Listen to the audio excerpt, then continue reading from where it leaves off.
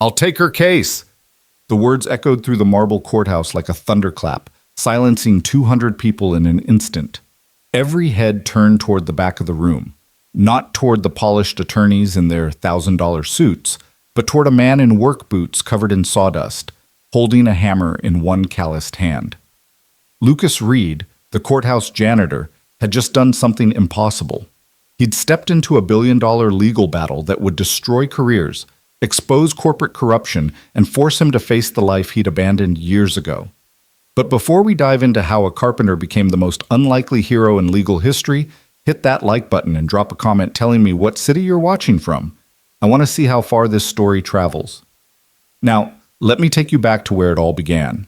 The Henderson County Courthouse had witnessed 1,000 dramas, but nothing quite prepared its walls for what was about to unfold on that humid Tuesday morning in June.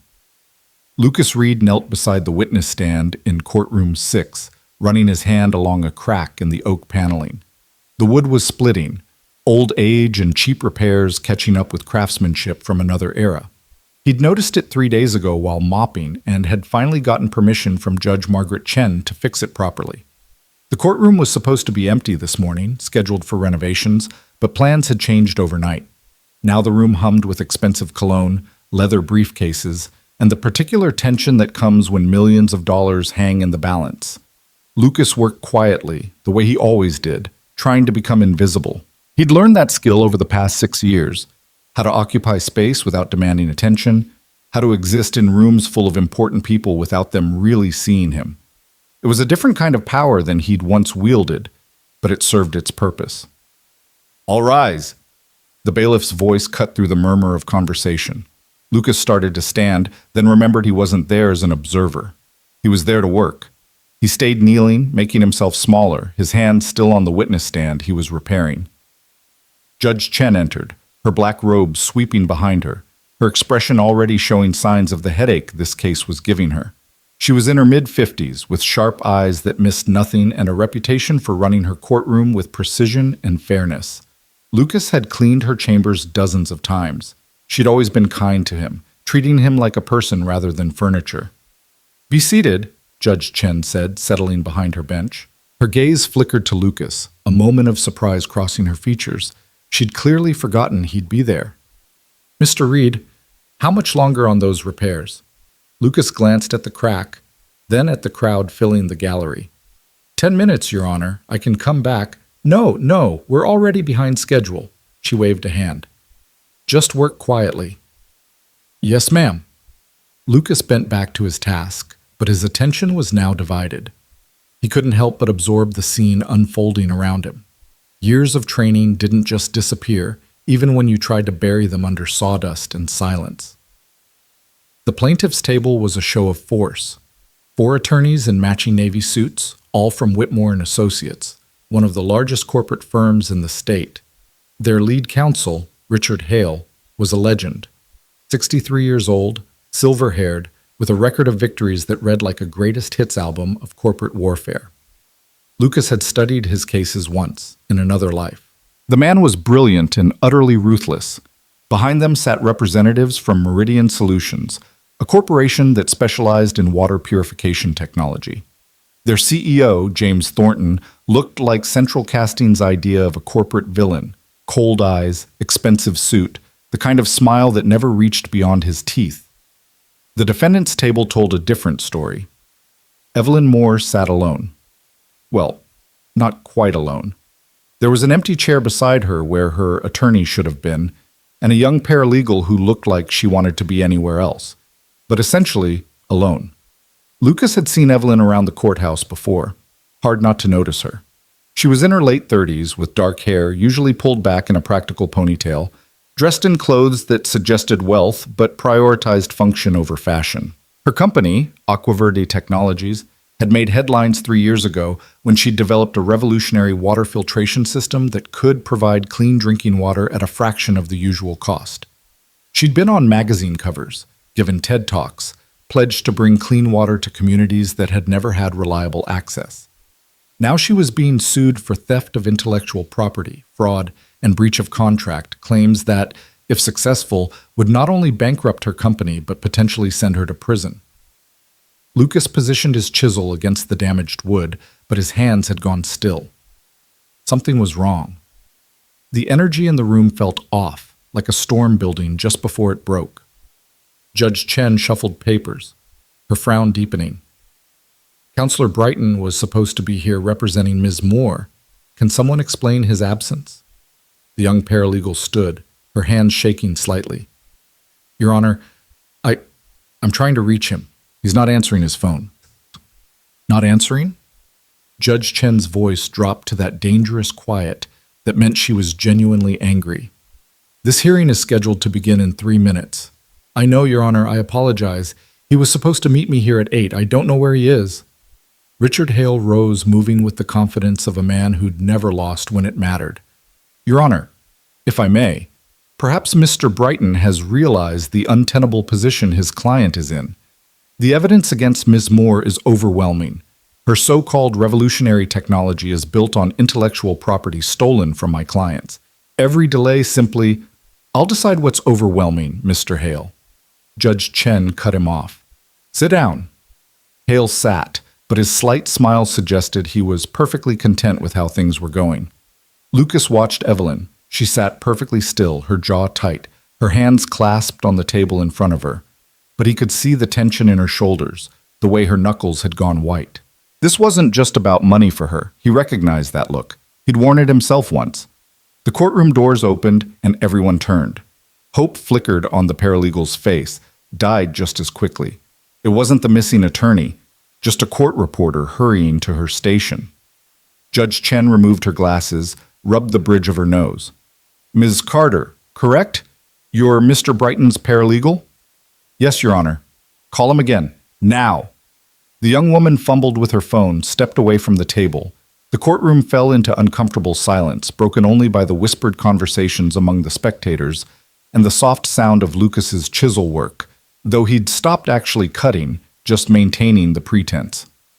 A minute passed. 2. Ms. Carter returned to the table, her face pale. Your Honor, he's not picking up, but I checked my email. He sent something at 6 this morning. And? He's withdrawing from the case, effective immediately. The courtroom erupted. Gasps, murmurs, the sudden rustle of reporters grabbing their phones. Richard Hale didn't even try to hide his satisfaction. Judge Chen's gavel came down hard. Order. I will have order. She waited until the room settled, then turned her sharp gaze on the paralegal. Did Mr. Brighton provide a reason for this abandonment? The email just says irreconcilable differences with the client and concerns about the viability of the defense. Ms. Carter's voice was barely above a whisper. Did Miss Moore know about this? Evelyn stood, her voice steady despite the chaos. No, Your Honor. I spoke with Mr. Brighton yesterday afternoon. He gave no indication he intended to withdraw. In fact, we were reviewing our witness list for today's hearing. Lucas found himself leaning forward slightly, watching her face. There was anger there, yes, but also something else. A kind of tired recognition, as if this betrayal was disappointing but not surprising. Judge Chen's expression had gone from annoyed to genuinely concerned. Miss Moore, do you have other counsel who can step in? Not immediately, Your Honor. Mr. Brighton has been representing me for 8 months. No one else is familiar with the case details. Your Honor, Richard Hale stood again, his voice dripping with false sympathy. While I understand this is unfortunate for Ms. Moore, the plaintiff cannot be held hostage to the defendant's inability to retain counsel. We've prepared extensively for today's hearing. My clients have lost significant revenue due to Ms. Moore's theft of their intellectual property. Every day of delay costs them. Spare me the theatrics, Mr. Hale. I'm well aware of what's at stake. Judge Chen turned back to Evelyn. Ms. Moore, I'm sympathetic to your situation, but Mr. Hale has a point. This hearing has been scheduled for 3 months. Multiple continuances have already been granted. I cannot simply... I understand, Your Honor. Evelyn's voice remained calm, but Lucas could hear the strain underneath. I'm not asking for sympathy, I'm asking for fairness. My attorney abandoned me less than 2 hours before a critical hearing. I need time to find new representation. How much time? 2 weeks, maybe 3. Hale practically exploded from his chair. 3 weeks? Your Honor, this is clearly a delaying tactic. Ms. Moore has been scrambling to avoid facing the evidence against her since... Mr. Hale, I swear I will hold you in contempt if you interrupt me one more time. Judge Chen's voice could have cut glass. She turned back to Evelyn. Miss Moore, I'm going to be frank with you. Your attorney's withdrawal, the timing, the reasons cited, it doesn't look good. It suggests that someone familiar with your case has concluded it cannot be won. Or that someone got to him, Evelyn said quietly. The courtroom went silent. That's a serious accusation, Judge Chen said. Do you have evidence? Not yet. But Mr. Brighton's withdrawal comes exactly 12 hours after Meridian Solutions made their final settlement offer. An offer that would require me to surrender all rights to my technology and sign in an NDA, preventing me from ever working in water purification again. When I refused, I was told I'd regret it. Lucas's hands had stopped moving entirely now. He was staring at Evelyn, pieces clicking together in his mind. He'd read about this case in the local papers, but the coverage had been surface level. The story was more complicated than he'd realized. Richard Hale's smile had vanished. Your Honor, these conspiracy theories are exactly the kind of desperate deflection we've come to expect from Miss Moore. My clients made a generous settlement offer to avoid costly litigation. She refused. That's her right. But to suggest that— I'm not suggesting anything, Evelyn interrupted, her voice rising for the first time. I'm stating facts. Meridian Solutions wants my technology. They can't replicate it themselves, so they're using lawsuits and intimidation to take it. And apparently they've gotten to my attorney. Enough. Judge Chen's gavel came down again. Ms. Moore, unless you can provide proof of these allegations, I cannot consider them. What I can consider is that you are currently unrepresented, that today's hearing is critical to the progression of this case, and that the plaintiff has a right to timely resolution. Lucas watched Evelyn's shoulders sag slightly. She knew what was coming. I'm going to grant a 1-week continuance, Judge Chen said. That gives you 7 days to find new counsel. If you cannot secure representation by then, we will proceed with you representing yourself pro se. I don't recommend that course of action, but it's your right. Your Honor, 1 week is not nearly enough time, Evelyn started. 1 week is what I'm giving you. This case has already consumed 8 months. I will not allow it to drag on indefinitely. Judge Chen gathered her papers. We'll reconvene next Tuesday at 9 a.m. I expect everyone to be— I'll take her case. The words were out of Lucas's mouth before his brain caught up with them. He hadn't planned to speak, hadn't even consciously decided to speak. But suddenly he was standing, the chisel still in his hand, sawdust on his worn jeans, facing a courtroom full of stunned faces. For 3 heartbeats, no one moved. Then Judge Chen turned slowly to look at him, her expression a mixture of confusion and disbelief. I'm sorry, what did you say? Lucas set down his chisel carefully. His heart was hammering, but his voice came out steady, years of courtroom work, muscle memory kicking in.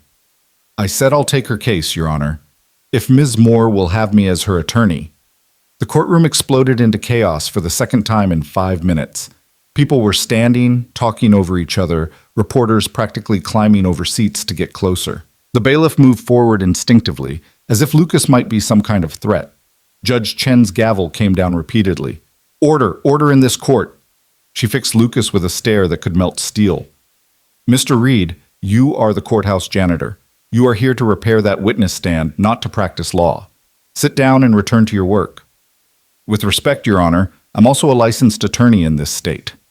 Lucas reached into his back pocket, pulled out his wallet, extracted a card he'd carried for 6 years without ever expecting to use again. He walked forward, aware of every eye in the room tracking his movement, and handed it to the bailiff, who passed it to Judge Chen. She examined it, her frown deepening. This license is inactive. Inactive, yes, but not revoked or suspended. I can reactivate it by filing paperwork and paying the fee. The process takes less than an hour online. You're a carpenter, Richard Hale said, standing. His voice dripped with contempt. You repair furniture and mop floors. I'm a carpenter who used to practice law, Lucas corrected, meeting Hale's eyes. I took a leave of absence 6 years ago for personal reasons, but my legal education and experience didn't disappear. Judge Chen was studying him now with different eyes, and Lucas could see the moment recognition hit. Wait. Lucas Reed.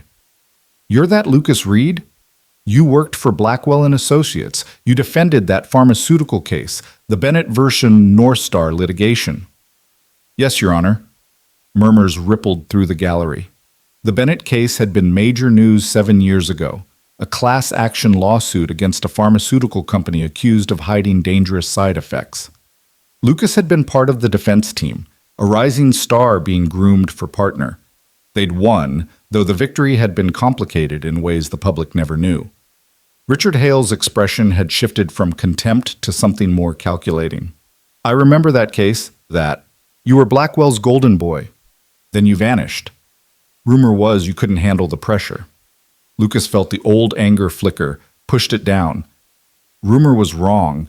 I left for personal reasons that I'm not going to discuss in open court. But you've been working as a janitor, Hale pressed, a carpenter, for 6 years. You expect us to believe you're prepared to jump back into litigation in a case this complex? I expect you to respect the fact that Miss Moore has the right to choose her own attorney. Whether that's me or someone else is her decision, not yours. Lucas turned to Evelyn. She was staring at him with an expression he couldn't quite read. Surprise, certainly, but also something that looked like hope mixed with skepticism. Ms. Moore, Judge Chen said, are you seriously considering this? Evelyn stood slowly. Your Honor, may I have a moment to speak with Mr. Reed privately? You may not. If you're going to make this decision, make it now. I'm not continuing this circus. Evelyn looked at Lucas for a long moment. He could see her weighing impossible options. A janitor turned carpenter who claimed to be a lawyer versus representing herself against one of the most powerful corporate firms in the state versus trying to find new counsel in 7 days when her previous attorney had just publicly declared her case unwinnable. What kind of law did you practice? She asked. Corporate litigation, contract disputes, intellectual property, corporate governance. How long? 5 years at Blackwell and Associates. Before that, 2 years as a public defender. Why did you leave? The question hung in the air. Lucas could feel everyone waiting for his answer. He thought about lying or deflecting or giving the kind of vague non-answer attorneys specialized in. Instead, he told the truth. My wife died in a car accident. I had a 6-year-old daughter who needed her father to be present, not billing 80 hours a week and sleeping in hotel rooms, so I chose her. I don't regret it. Something in Evelyn's face softened. You gave up your career to be a parent. I gave up one career, found another one that let me be both. And now? You have a daughter who still needs you. Why step back into this? That was the real question, wasn't it? Lucas had asked himself the same thing in the split second before he'd opened his mouth. Why risk the careful balance he'd built? Why dive back into the world of stress and conflict he'd worked so hard to leave behind? He thought about Nina, 12 years old now, smart and kind, and everything her mother had been. He thought about the conversation they'd had just last week, when she'd asked him why he cleaned buildings instead of being a lawyer like he used to be. Because you wanted to be with me, she'd answered her own question. I know, Dad, and I'm glad you did, but I'm not 6 anymore. And sometimes I think you gave up something you loved because you thought you had to choose. Maybe you don't have to choose anymore. Lucas looked at Evelyn, really looked at her, and saw something he recognized, someone fighting for something that mattered, being crushed by people with more power and fewer scruples. He'd walked away from that world because it had cost him too much, but maybe walking away didn't have to be permanent. Because, he said finally, I heard what you said about Meridian Solutions trying to take your technology, about them trying to force you into silence. I spent 5 years defending corporations that did exactly that kind of thing. I was good at it, maybe too good. When I walked away, I told myself I was done with that world. But watching you sit there alone, facing people who are trying to destroy something you built to help people, I can't just stand by and do nothing. You don't know me, Evelyn said. You don't know my case. For all you know, everything they're saying about me is true. Is it? No. Then that's all I need to know. Richard Hale laughed, the sound sharp and mocking. Your Honor, this is absurd. A carpenter who hasn't practiced law in 6 years wants to defend against charges of intellectual property theft, fraud, and breach of contract. He'll be slaughtered. This isn't kindness, it's professional suicide. and it's setting Ms. Moore up for an even worse fall. Maybe, Lucas said, or maybe I remember how to do this better than you think. Your Honor, Hale continued, I move that you reject this arrangement. Mr. Reed is clearly not prepared to offer competent representation. Allowing him to proceed would be a disservice to justice itself. Judge Chen had been silent through this exchange, her expression unreadable. Now she leaned forward, looking from Lucas to Evelyn and back again. Mr. Reed, I'm going to be blunt with you. Mr. Hale is right. You're rusty. You'll be facing one of the best corporate litigators in the state, backed by unlimited resources. Even if you reactivate your license today, you'll have less than a week to familiarize yourself with 8 months of case history, depositions, evidence, and motions. The odds of you providing effective counsel are minimal. I understand, Your Honor. Do you?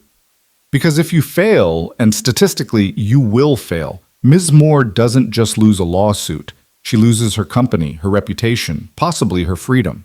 This isn't a game. This isn't a feel-good story where the underdog wins through determination. This is people's lives. Lucas held her gaze. I know what's at stake.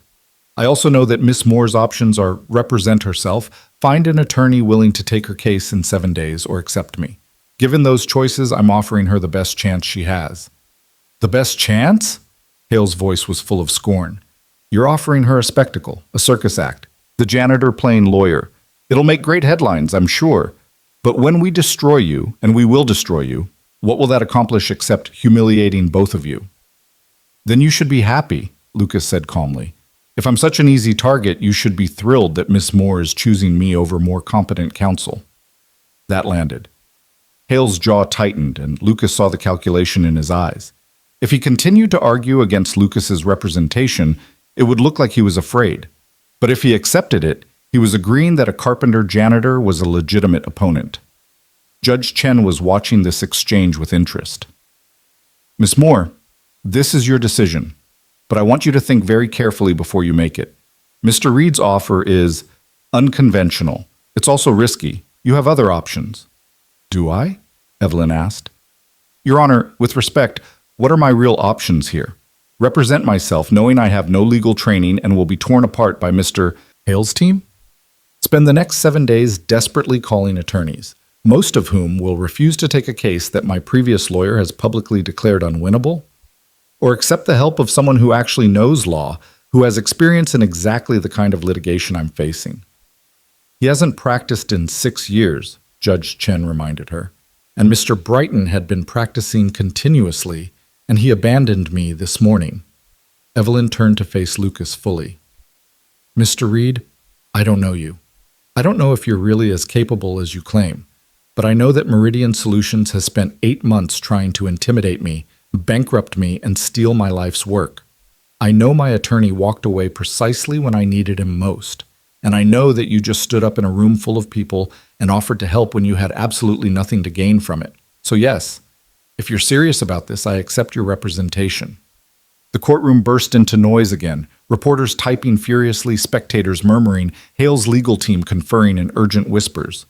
Lucas felt the weight of what he'd just committed to settling onto his shoulders. It was familiar and terrifying in equal measure. Judge Chen raised her hand and the room gradually quieted. Very well, Mr. Reed, you have until end of business today to reactivate your license and file the appropriate paperwork with the court indicating you are Ms. Moore's counsel of record. If those documents aren't filed by 5 p.m., this agreement is void. Understood? Yes, Your Honor. The hearing is rescheduled for next Tuesday, 9 a.m. Both parties will be prepared to present arguments on Meridian Solutions' motion for summary judgment. Mr. Reed, I suggest you spend the next 7 days reviewing everything you can about this case, because I will hold you to the same standards I hold Mr. Hale. I wouldn't expect anything less. One more thing. Judge Chen's voice dropped, became almost gentle. I remember you from before, Mr. Reed. You were talented. You had a bright future. I don't know exactly why you left or what you've been doing for 6 years, but I hope you understand what you're walking back into. This isn't going to be easy. Nothing worth doing ever is, Your Honor.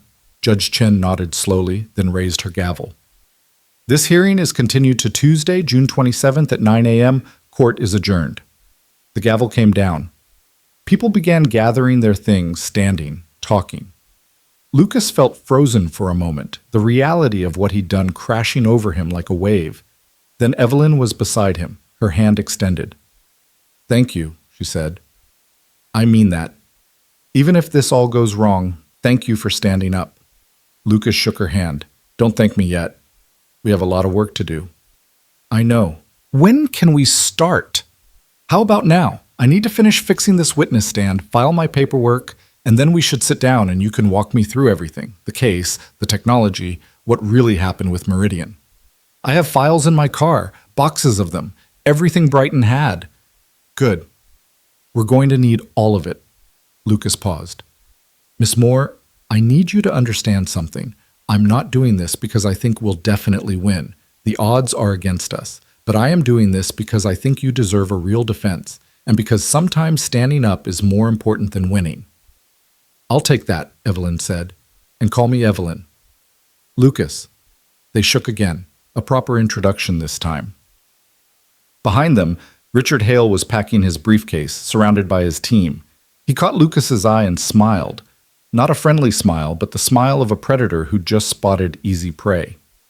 "Mr. Reed," Hale called out, his voice carrying across the courtroom. "A word?" Lucas walked over, aware of Evelyn following a step behind. Up close, Richard Hale was even more imposing. Tall, perfectly groomed, exuding the confidence of 3 decades of victories. "That was quite a performance," Hale said. "Very dramatic. The janitor becomes a lawyer. I'm sure the press will love it." "This isn't about press." "No? Then what is it about? Recapturing past glory? Proving something to yourself?" Hale's smile widened. "Or maybe you actually believe you can win. Maybe I just believe in giving people a fair fight." "How noble." Hale's tone made it clear he thought nobility was a weakness. "Let me give you some free advice, counselor to counselor. Walk away from this. Ms. Moore's case is dead in the water. The evidence against her is overwhelming. Her attorney knew it, which is why he withdrew. By taking this case, all you're going to do is humiliate yourself and damage what little reputation you have left. If the evidence is so overwhelming, why are you worried about who represents her?" "I'm not worried. I'm being courteous. I remember you from before. You had talent. I'd hate to see you throw away whatever you've built in these past years for a lost cause." Lucas studied Hale's face, looking for any crack in the polished veneer. There wasn't one. This was a man completely comfortable with his power, utterly confident in his victory. "I appreciate the concern," Lucas said, "but I'm good. Your choice. But when this is over, don't say I didn't warn you." Hale picked up his briefcase. "See you next Tuesday, Mr. Reed. Try to dress appropriately for court. Those work boots really aren't suitable." He walked away, his team following like ducklings behind their mother. The courtroom was emptying now, people filing out, still talking about what they'd witnessed. Lucas became aware of someone standing nearby, the young paralegal who'd been abandoned along with Evelyn. "Mr. Carter, right?" he said. She nodded, looking miserable. "I'm so sorry about all this. I had no idea Mr. Brighton was going to withdraw. If I'd known, I would have—" "It's not your fault," Evelyn said gently. "You didn't know. I still feel terrible." She hesitated. "Look, I probably shouldn't do this, but I've been working on this case for months. I know all the files, all the depositions. I know where everything is. Mr. Brighton took his name off, but he didn't take me off. If you need help organizing materials or finding documents, I'm still officially assigned as paralegal support." Lucas felt a surge of gratitude. "That would be incredibly helpful. Are you sure you want to risk it? Helping us won't make you popular with your firm." Miss Carter gave a small, bitter laugh. "Mr. Reed, they had me working 80-hour weeks for 8 months, then left me to clean up their mess this morning without warning. I don't care about being popular. I care about doing the right thing. Plus," she added with a slight smile, "I actually believe in Evelyn's technology. What she's trying to do matters." "Thank you, Sarah," Evelyn said. "That means more than you know." The 3 of them stood there for a moment, an unlikely team formed in chaos. A billionaire entrepreneur, a paralegal who'd been abandoned by her boss, and a carpenter who used to be a lawyer. Lucas thought about his daughter, about the phone call he'd need to make, about the 7 days of intense work ahead of them. But mostly, he thought about the feeling in his chest, the spark of something he hadn't felt in 6 years. Purpose. Direction. The sense that he was exactly where he needed to be, even if where he needed to be was terrifying. "All right," he said. "First things first, let me finish that witness stand, professionally this time, and file my paperwork. Then we meet. Where's good?" "My office," Evelyn said. "It's 20 minutes from here. We have a conference room and Sarah's right. There are boxes of files we'll need to go through." "Perfect. Give me 2 hours. I need to handle the legal stuff and make a phone call." "Your daughter?" Evelyn asked. Lucas nodded. "She'll be getting out of school soon. I need to tell her I'm going to be working late. A lot of late nights, actually." "Will she be okay with that?" "She'll understand. She always does." He paused. "I should warn you both. I'm going to need to brush up on a lot. It's been a while. I might not remember everything immediately." "None of us are perfect," Evelyn said. "We'll figure it out together." Sarah nodded agreement. "Besides, Mr. Hale's team might have more people and resources, but we have something they don't." "What's that?" Lucas asked. "We actually care about the truth." It was naive, maybe. In the world of corporate litigation, truth was often less important than presentation, than strategy, than who had the better lawyers and deeper pockets. But standing there in the emptying courtroom, looking at two women who were choosing to fight despite impossible odds, Lucas found himself believing it. Maybe caring about the truth mattered. Maybe it was enough. He'd find out soon enough. Judge Chen's clerk appeared at the bench, beginning to organize papers for the next case. Lucas grabbed his toolbox, finished the last few cuts on the witness stand repair, and tested the wood. Solid now, stronger than it had been before. He looked at the stand for a moment, thinking about metaphors, about things that looked broken but could be fixed with the right tools and enough care, about cracks that made things more interesting, not less valuable. 2 hours, he said to Evelyn and Sarah. "I'll see you then." He walked out of courtroom 6 through the marble halls of the Henderson County Courthouse, past the security station where the guards knew him by name because he'd fixed the door to their break room last month, past the administrative offices where he'd repaired desks and shelves and filing cabinets, out into the June heat, where he pulled out his phone and called his daughter. She answered on the second ring. "Hey, Dad, how's work?" "Hey, Nina Bean, work's good. Actually, something happened today, something unexpected." "You busy after school?" "Just homework. Why?" "I need to tell you something, and I want to hear what you think about it." That sounds ominous. Good ominous or bad ominous? Lucas smiled, despite himself. 12 years old, and already she could read him perfectly. "Honestly, I'm not sure yet, but I think it might be good. Different, anyway." "Okay, want to meet at Giuseppe's? I could go for pizza." "Giuseppe's at 4. My treat." "Everything's your treat, Dad. You're the adult." "Fair point. See you at 4. Love you." "Love you too." He hung up, stood in the courthouse parking lot for a moment, and looked up at the building. 6 years he'd worked here. 6 years of fixing things, cleaning things, being invisible. 6 years of careful, deliberate peace. Now he was about to disrupt that peace entirely. Lucas thought about Richard Hale's confidence, about the mountain of evidence he'd need to review, about facing down a team of corporate lawyers with unlimited resources when he was rusty and unpracticed and working with a client everyone assumed was guilty. Then he thought about Evelyn's face when her attorney abandoned her, about the way she'd sat there alone, and about the words she'd said. "Meridian Solutions wants my technology. They can't replicate it, so they're using lawsuits and intimidation to take it."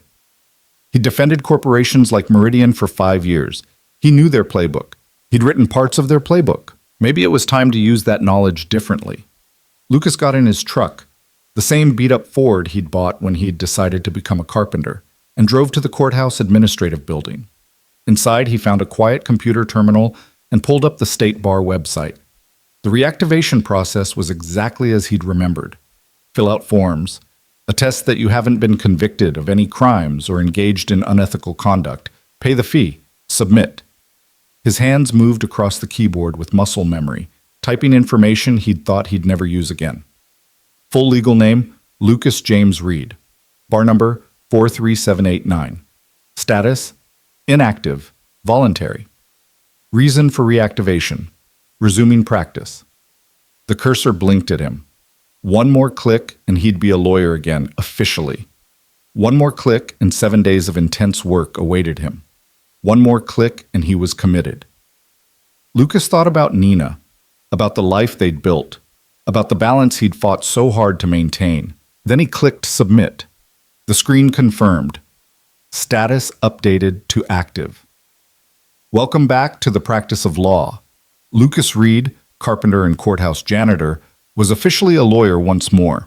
Now came the hard part, remembering how to be good at it. Giuseppe's Pizza had been Lucas and Nina's tradition since she was 7 years old. Every Friday, sometimes more often when life got complicated or celebrated. The red vinyl booths, the smell of oregano and baking dough, the jukebox in the corner that still played actual records. It was their place, where big conversations happened over pepperoni and root beer. Nina was already in their usual booth when Lucas arrived, her backpack on the seat beside her, math homework spread across the table. She looked up when he walked in and her smile faltered slightly. She could read him too well. "Okay," she said as he slid into the booth across from her. "What happened?" Lucas signaled to Maria, the owner, who already knew their order by heart. Then he looked at his daughter, dark hair like her mother's, gray eyes like his own, that particular expression of patient curiosity that meant she was ready to listen to whatever he needed to say. "You remember when you asked me last week why I don't practice law anymore? And you said it was because you wanted to be around more for me." Which I already knew. Nina closed her math book, giving him her full attention. Did something change? This morning, something happened at the courthouse. Lucas told her about Evelyn Moore, about the abandoned attorney, about the words that had come out of his mouth before he could think better of them. Nina listened without interrupting, the way she always did, her face thoughtful.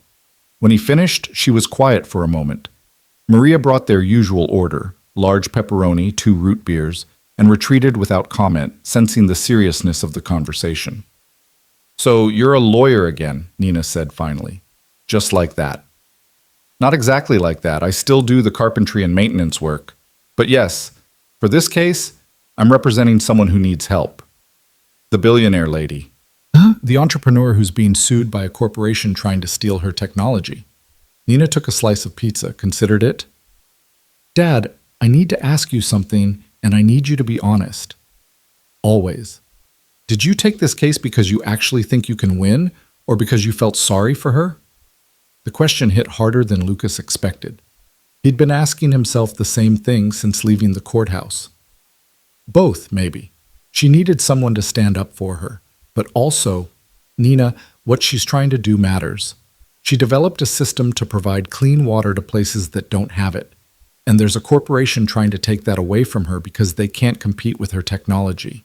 That's the kind of thing I used to help corporations do. Maybe this is a chance to be on the other side for once. "But you haven't done this in 6 years. You said yourself you're rusty." "I am." "And this Richard Hale guy, you said he's really good." "He is." "So what makes you think you can beat him?" Lucas smiled despite himself. "When did you get so practical?" "I learned from watching you." Nina took a bite of pizza, chewed thoughtfully. "Dad, I want you to do this. I really do. You've been happy as a carpenter, but there's always been this thing, like you gave up part of yourself. I see it sometimes when you're fixing something complicated, like you're solving a puzzle but wishing the puzzle was bigger. And I'm not 6 anymore. I don't need you to walk me to school or help with every homework assignment. I'm 12. I can handle you working late sometimes." "You're sure?" "I'm sure, but I'm also worried. Not about you working late, about you getting hurt. You gave up being a lawyer because of Mom, because you didn't want to lose yourself in work and lose me, too. What if you go back and it's just as bad as before? What if you get so caught up in this that you forget why you left?" Lucas reached across the table, took her hand. "I won't forget. Your mom's death taught me what matters. That hasn't changed. This case is important, but you're more important. If I ever lose sight of that, I trust you to remind me." "Oh, I will," Nina grinned suddenly. "I'll be super annoying about it. Dad, remember what matters. Dad, you're working too much. Dad, we have a standing pizza date and you're not canceling." "Deal." Lucas squeezed her hand. 7 days, Nina. That's all I've got to prepare. It's going to be intense. But after that, win or lose, I'll know I did everything I could for someone who deserved a real defense. Then you'd better get started. Nina pulled her hand back, picked up another slice of pizza. Eat fast. You've got a meeting, right? In an hour. How did you... Dad, you told me the entrepreneur needed help preparing her case. You're not going to wait until tomorrow to start. That's not who you are. She paused. It never was. Lucas looked at his daughter and felt a surge of something between pride and heartbreak. When had she grown up so much? When had she stopped being the 6-year-old who needed him to check for monsters under the bed and become this perceptive, supportive, almost teenager who could read him better than he could read himself? Your mom would be proud of you, he said quietly. She'd be proud of you too, for standing up. They finished their pizza quickly, talking about Nina's day at school, her upcoming science project, the book she was reading. Normal things, anchoring things. Lucas paid the check, hugged his daughter in the parking lot, and watched her bike away toward home before climbing back into his truck. His phone buzzed. A text from Evelyn. Office address, 2847 Industrial Parkway, Suite 300. Sarah and I are here whenever you're ready. Take your time. Lucas checked his watch. 4:30. He told them 2 hours, and it had been almost 3. But Nina was right. There was no sense in waiting. 7 days wasn't much time to prepare for a case that had already consumed 8 months of someone else's work. He drove across town to the industrial park, found the building, rode the elevator to the 3rd floor. Aquaverde Technologies occupied a corner suite with glass walls and modern furniture that managed to feel functional rather than showy. Through the windows, he could see people working at computers, examining what looked like water filtration equipment, engaged in intense discussions over blueprints. The receptionist looked up when he entered, her expression moving from polite inquiry to confusion as she took in his work clothes and tool belt. Can I help you? Lucas Reed. I'm here to see Evelyn Moore. Oh, recognition dawned. You're from the courthouse this morning. I heard about that. Miss Moore said to send you right back when you arrived. Conference room B, down the hall and to the left. Lucas found the conference room easily. It was dominated by a long table currently covered in boxes, file folders, and loose papers. Evelyn and Sarah sat at one end, Sarah typing on a laptop while Evelyn sorted through documents. They both looked up when he entered. Welcome to War Room, Evelyn said with a tired smile. Sorry about the mess. We've been trying to organize 8 months of Brighton's work. It's not well organized. Lucas set his tool belt down by the door, suddenly feeling the weight of what he'd committed to. Where do we start? Sarah gestured to a whiteboard on the wall where she'd written a timeline. I've been trying to create an overview. The lawsuit was filed 8 months ago. Meridian Solutions claims that you, Evelyn, stole their intellectual property when you worked as a consultant for them 3 years ago. They say your Aquaverde filtration system is based on research and designs you had access to during your time there. Which is completely false, Evelyn added. I did consult for them, but I was working on a completely different project. The Aquaverde system is based on research I conducted years before I ever met anyone from Meridian. Lucas pulled out a chair, sat down. Walk me through it. From the beginning. How did you end up consulting for Meridian? Evelyn leaned back, gathering her thoughts. 4 years ago, I was a graduate student at State University, finishing my PhD in environmental engineering. My dissertation focused on low-cost water filtration systems for developing regions. I developed a prototype using a combination of ceramic filtration and UV sterilization that was more efficient and cheaper than anything else on the market. Your Aquaverde system?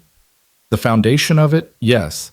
After I graduated, I founded Aquaverde to commercialize the technology, but startups need funding, and I needed industrial partnerships to scale production. Meridian Solutions approached me. They said they were interested in sustainable water technologies, that they wanted to expand into developing markets. It seemed like a perfect fit. Sarah pulled up a document on her laptop. This is the consulting agreement Evelyn signed with Meridian. 6 months, working on improving their existing commercial filtration systems, completely separate from her own research. Lucas scanned the document, his legal training kicking in automatically. This is a standard non-compete in NDA. You agreed not to work for their competitors and not to disclose their proprietary information, but there's no clause here claiming ownership of your prior work. Exactly, Evelyn said. I was careful about that. I even had an attorney review it before I signed. Everything I developed before Meridian was mine. Everything I developed during the consulting period that wasn't directly related to their projects was mine. The agreement was clear. So what happened? Evelyn's expression darkened. I realized pretty quickly that Meridian wasn't actually interested in sustainable water technology for developing regions. They wanted to dominate the commercial market in wealthy countries. Their systems were expensive, proprietary, designed to lock customers into long-term service contracts. When I suggested they could adapt some of my low-cost approaches for humanitarian projects, they laughed at me, said there was no profit in giving away water to poor people. Lucas could see where this was going. You completed your consulting contract and walked away. I fulfilled every obligation. 6 months, delivered exactly what they contracted me for. Then I went back to building Aqua Verde. 2 years later, when my company started getting attention, when we signed deals to provide filtration systems to communities in sub-Saharan Africa and Southeast Asia, Meridian's lawyers called. Sarah pulled up another document. Initial cease and desist letter claims that Aqua Verde technology violates Meridian's intellectual property rights. Demands that Evelyn cease all operations and turn over all designs and patents. Lucas read through the letter, noting the aggressive language, the vague allegations. Did they specify which IP you supposedly stole? Not at first. They kept it intentionally vague. When I refused to comply, they filed the lawsuit. Evelyn pushed a thick folder across the table. That's their complaint. 300 pages of allegations, technical specifications, and claimed similarities between my system and their proprietary research. Lucas opened the folder, began scanning. The complaint was a masterpiece of aggressive litigation, detailed enough to seem credible, vague enough to be hard to disprove. Meridian claimed that during Evelyn's consulting period, she'd had access to research files, prototype designs, and technical specifications for filtration systems they'd been developing. They alleged that her Aqua Verde system incorporated key elements of that research. The problem, Sarah said, is that some of their claims are technically true. Evelyn did have access to their research files. That was part of the consulting work, and there are surface-level similarities between the systems. Surface level? Lucas looked up. Evelyn nodded. Both systems use ceramic filtration. Both use UV sterilization. But those aren't proprietary technologies. They're standard approaches that have been in use for decades. It's like claiming someone stole your car design because both vehicles have 4 wheels and an engine. The similarities they're pointing to are industry-standard components. What makes your system different? Everything. Evelyn's passion came through clearly now. The innovation isn't in the individual components. It's in how they're integrated, the efficiency of the design, the manufacturing process that makes it affordable. My system can be produced and installed for 1/10 of the cost of Meridian's with comparable or better filtration results. That's what's revolutionary. That's what they can't replicate. Lucas absorbed this, his mind already working through potential arguments. Do you have documentation of your research from before the Meridian consulting period? Lab notes, prototypes, publications? All of it. Evelyn pointed to 3 boxes against the wall.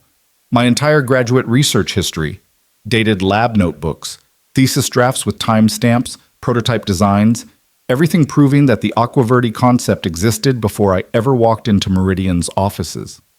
That's good. That's the foundation of your defense. Lucas looked at Sarah. What was Brighton's strategy? Sarah's expression soured. Honestly, I'm not sure he had one beyond delay and hope they give up. He filed responses to their motions, but they were defensive. He never went on the offensive, never challenged their fundamental claims. He seemed more interested in negotiating a settlement than actually fighting. Which is exactly what Meridian wanted, Evelyn said bitterly. Drag it out, rack up legal fees, pressure me into surrendering. When I refused their latest settlement offer, Brighton got cold feet, or got paid off. I'm honestly not sure which. Lucas thought about that. Corporate litigation was expensive, deliberately so. Companies like Meridian could afford to spend millions on legal fees. Individual defendants, even wealthy ones, eventually hit their limit. It was a war of attrition, and the corporation almost always won. "How are you funding this?" he asked. "If you don't mind my asking." "Aquaverde is profitable, but not hugely so. Most of our revenue goes back into expanding operations, subsidizing systems for communities that can't afford full price. I've been paying Brighton's firm out of personal savings. It's been," she paused, "unsustainable. Another few months and I would have had to sell the company just to pay legal bills, which is probably what they're counting on." Lucas sat back, thinking.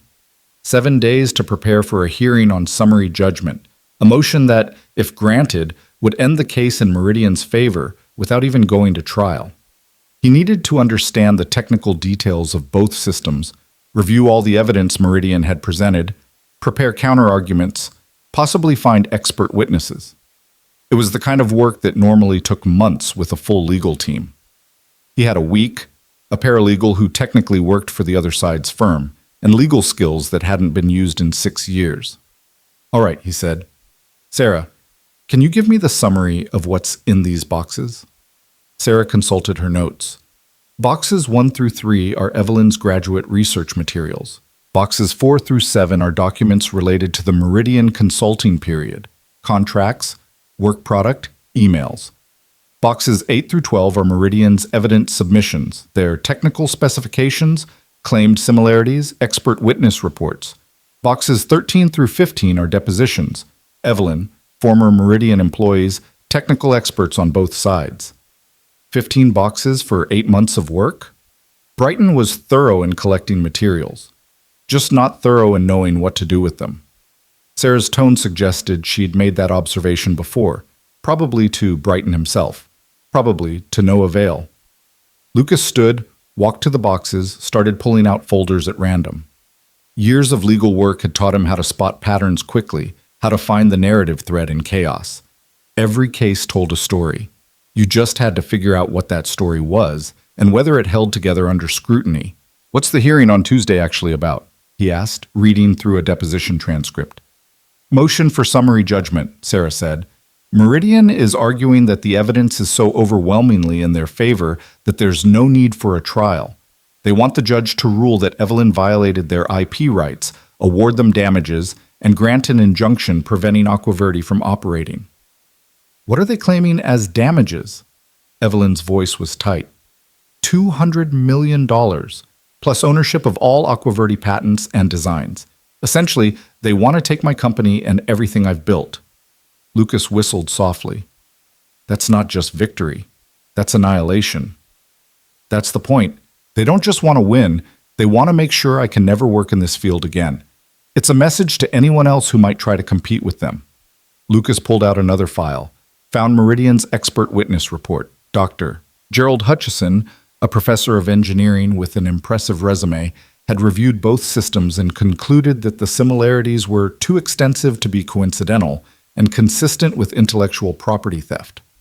"This expert," Lucas said. "Hutchison. Did Brighton depose him?" "Yes. It's in box 14. Lucas found the deposition, started reading. Hutchison was confident, articulate, and completely convinced that Evelyn had stolen Meridian's work. But as Lucas read deeper, he noticed something. The expert kept referencing general similarities.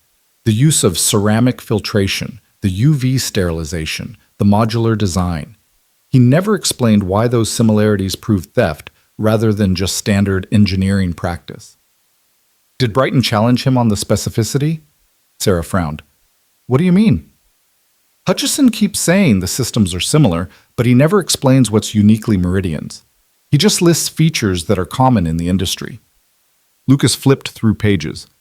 "Did anyone ask him to identify what specific innovations Meridian developed that Evelyn allegedly stole?" "Not directly. Brighton's questioning focused more on Hutchison's credentials and general opinions." Lucas felt a flicker of something, not quite hope, but possibility. "That's a weakness. We can exploit that." He spent the next 3 hours deep in the files, occasionally asking questions, making notes on a legal pad. Evelyn and Sarah ordered dinner from a Chinese place down the street. They ate without really tasting the food, the conference room slowly transforming from a mess of boxes into something more organized as Lucas created piles for different aspects of the case. Around 8 o'clock, Lucas sat back and rubbed his eyes.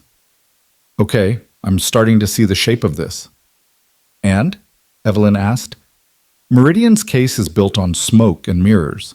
They're relying on surface-level similarities and expert opinion to create an impression of theft without actually proving specific acts of intellectual property violation.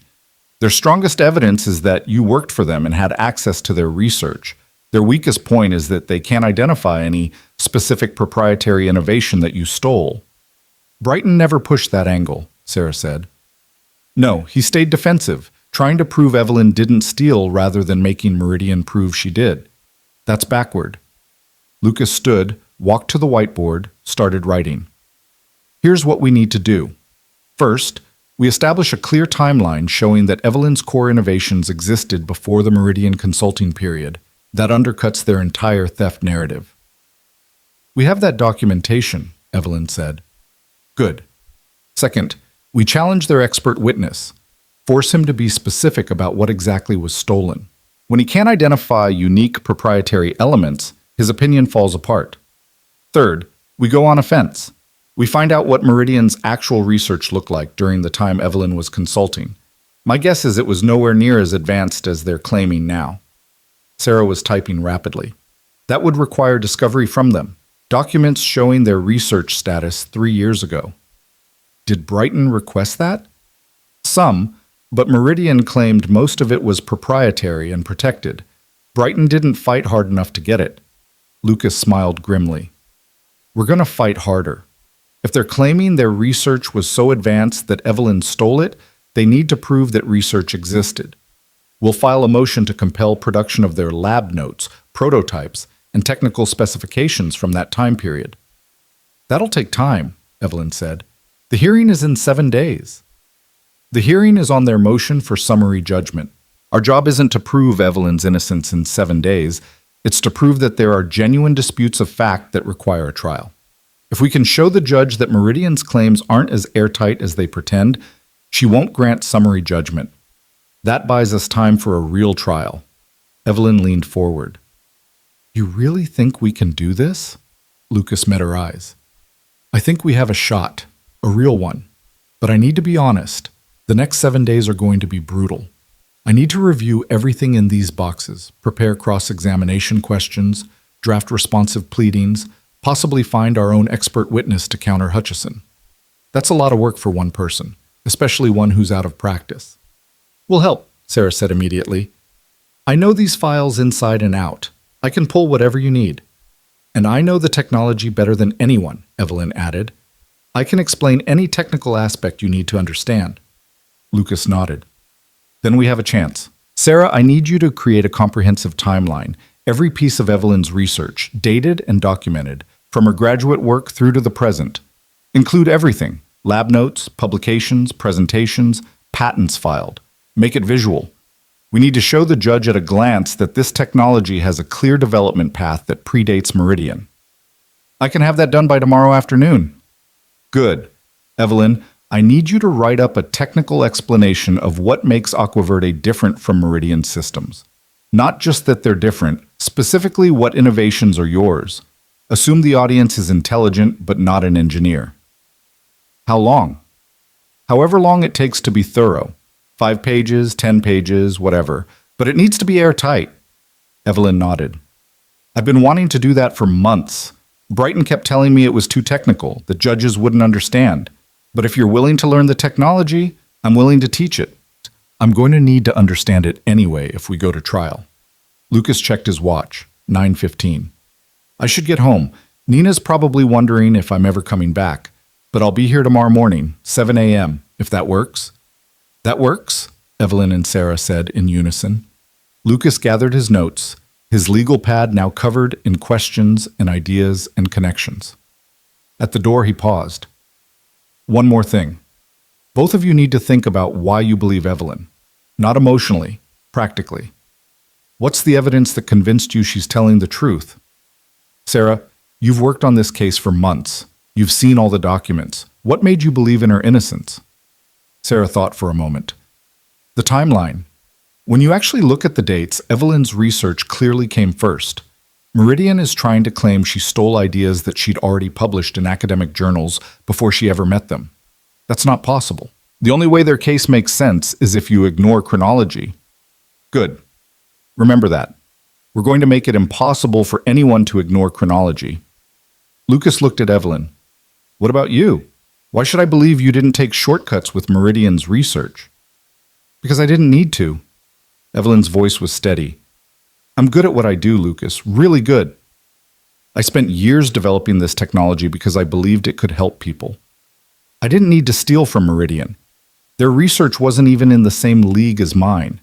The only thing they have that I wanted was manufacturing capacity and funding, and I was willing to walk away from both rather than compromise my principles or my independence. Lucas nodded slowly. That's what we need to show. Not just that you didn't steal, that you didn't need to steal, that you're the innovator, and they're the ones playing catch-up. He left the office, rode the elevator down, walked out into the warm night air. The industrial park was quiet. Most of the other businesses long since closed. He sat in his truck for a moment before starting it, letting the magnitude of what he'd committed to settle over him. 7 years ago, this had been his life. Intense preparation, late nights, the particular stress of high-stakes litigation, he'd been good at it. Too good, maybe. Good enough that he'd lost sight of everything else, until life had forced him to step back and reevaluate. Now he was stepping back in, by choice this time. With his eyes open. His phone buzzed. A text from Nina. Dad, I know you're working, but remember to sleep. Also, I left a sandwich in the fridge for you. Also, you've got this. Lucas smiled, felt some of the tension ease from his shoulders. This was different from before. Before, he'd lost himself in work because he didn't know how else to handle grief and responsibility. Now, he had Nina, older, smarter, his anchor and his reminder of what actually mattered. He drove home through empty streets, found Nina already asleep, ate the sandwich she'd left for him, turkey and cheese, his favorite.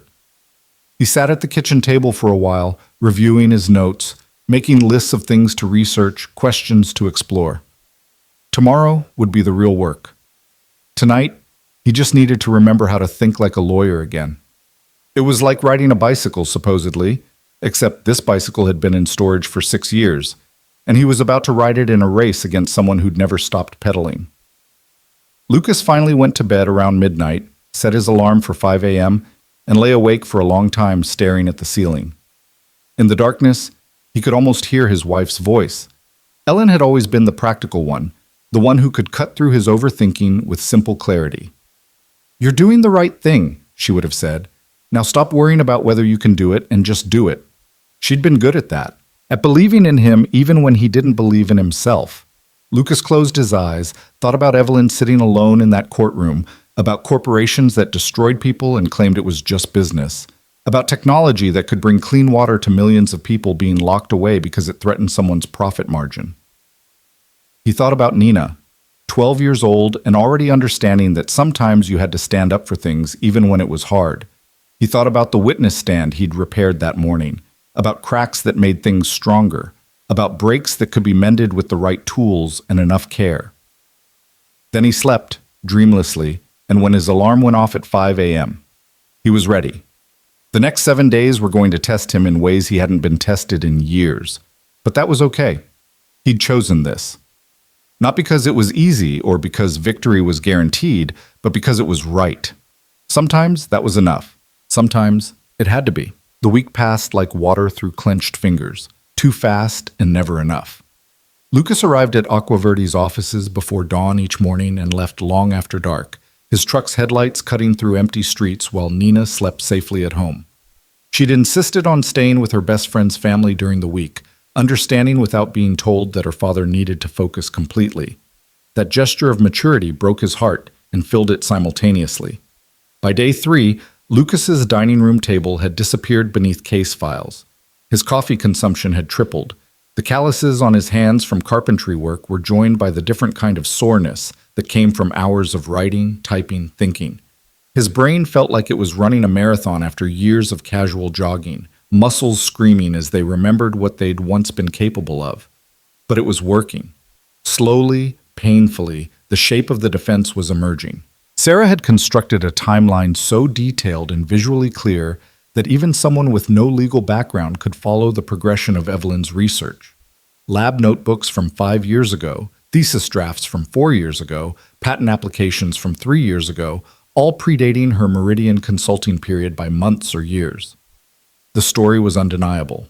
Evelyn Moore had developed her technology independently, systematically, with clear documentation at every step. Evelyn had written a technical breakdown that was somehow both accessible and rigorous, explaining exactly how her filtration system worked and what made it revolutionary. Lucas had read it 4 times, asked dozens of clarifying questions, until he understood not just what she'd done but why it mattered. The innovation wasn't just in the components, it was in the elegant simplicity of how they fit together, the mathematical optimization of flow rates and pressure gradients, the manufacturing process that made affordability possible without sacrificing quality. The more Lucas understood, the more convinced he became that Meridian's lawsuit was exactly what Evelyn claimed, a sophisticated attempt at theft disguised as intellectual property protection. On day 5, Lucas found something that changed everything. He was reading through depositions at 2 a.m, eyes burning, when he came across testimony from Dr. Marcus Webb, a former Meridian research director who'd left the company 6 months before the lawsuit was filed. Brighton had deposed him, but clearly hadn't understood the significance of what Webb was saying. Webb testified that Meridian's water filtration research during the period when Evelyn was consulting had been preliminary at best and not production ready. He described internal company documents showing that Meridian's own systems were still in early development phases, with significant technical problems they hadn't solved.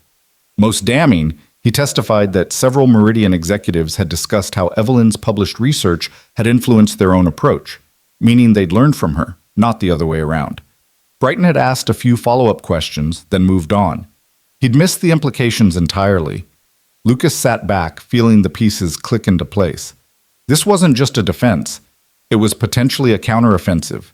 If Meridian's own former research director testified that their technology had been influenced by Evelyn's published work, it flipped the entire theft narrative. It suggested that Meridian was accusing her of stealing ideas that had actually originated with her. He called Sarah despite the late hour. She answered on the second ring, sounding wide awake. "Please tell me you found something." Webb's deposition, pages 47 through 63. "Did you see this?" "I saw it. Brighton didn't think it was important. He was focused on proving Evelyn's work was independent.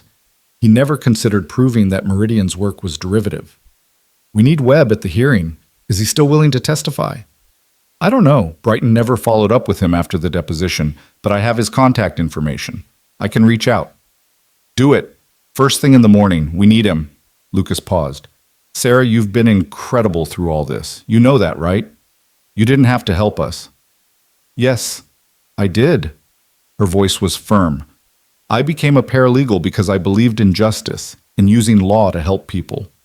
Watching Brighton throw this case while Evelyn fought for something that mattered, I couldn't be part of that, even if it costs me my job.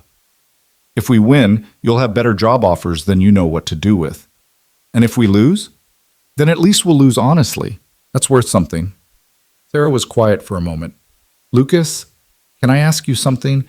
Why did you really take this case? I know what you said in court about standing up for someone who needed help, but there's something else. I can tell." Lucas looked at the files spread across his table, thought about the question. 7 years ago, I was part of a legal team that defended a pharmaceutical company. They'd hidden dangerous side effects of a medication. People died. We knew about it. Not at first, but eventually, we knew. And we won anyway. We were that good. When it was over, I had a corner office and a partnership track, and I couldn't sleep at night. A few months later, my wife died in a car accident, and I realized that life was too short to spend it defending people who hurt others for profit. So I walked away. But walking away didn't fix what I'd done. It just meant I stopped making it worse. And now? Now I have a chance to use what I learned, all that corporate litigation experience, to stop the kind of thing I used to facilitate. Maybe that's redemption. Or maybe it's just trying to balance the scales a little. I don't know. But it feels right. "It is right," Sarah said. Get some sleep. We have 2 more days. Lucas hung up, but he didn't sleep. Instead, he kept reading, kept making notes, kept building the case in his mind. By the time sunlight started creeping through his windows, he had a strategy. It was risky, aggressive, and required perfect execution. But it might work. It had to work. On day 6, Lucas met with Evelyn and Sarah to review their hearing preparation. They gathered in the conference room at Aqua Verde, the space that had become their war room, and Lucas walked them through his plan. Meridian's motion for summary judgment rests on 3 pillars, he said, drawing on the whiteboard. 1, that Evelyn had access to their research. 2, that the similarities between systems prove theft. 3, that their expert witness confirms this conclusion. We're going to knock down all 3 pillars. How? Evelyn asked. Pillar 1 is actually our friend. Yes, you had access to their research, but Webb's testimony shows that their research during that time was preliminary and actually influenced by your published work. Access doesn't equal theft. It equals exposure to the truth that your innovations came first. Pillar 2 falls apart when we force their expert to be specific. He can't identify unique proprietary elements because there aren't any. The similarities he cites are industry-standard approaches. Pillar 3 collapses when we bring Webb in to contradict their narrative. Sarah looked worried. Lucas, I reached out to Webb. He's willing to testify, but he's nervous. Meridian's lawyers have been pressuring him. They've threatened legal action if he says anything that violates his NDA. What NDA? The one all Meridian employees sign. Standard confidentiality agreement. Lucas felt a flicker of anger.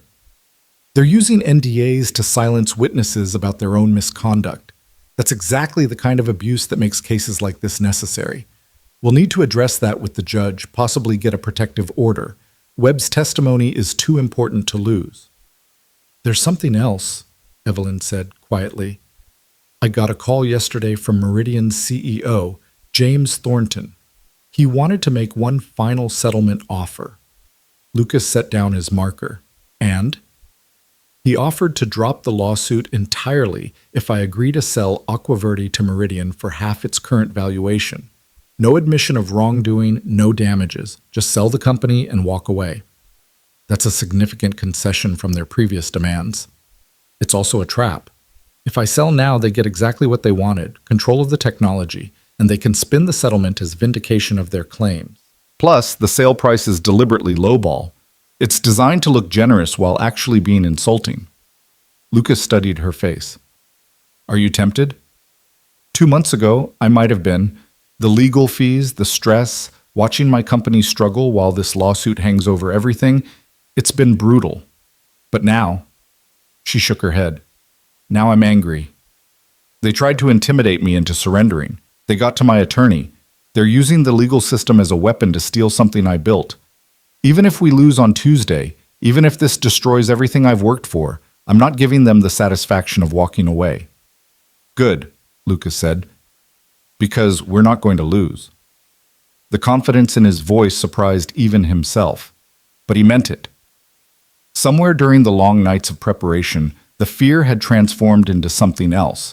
Not certainty. He'd been a lawyer too long to believe in certainty, but conviction. A sense that the truth was on their side, and if he did his job well enough, the truth would be enough. That night, Lucas had dinner with Nina at Giuseppe's, their Friday tradition maintained despite everything.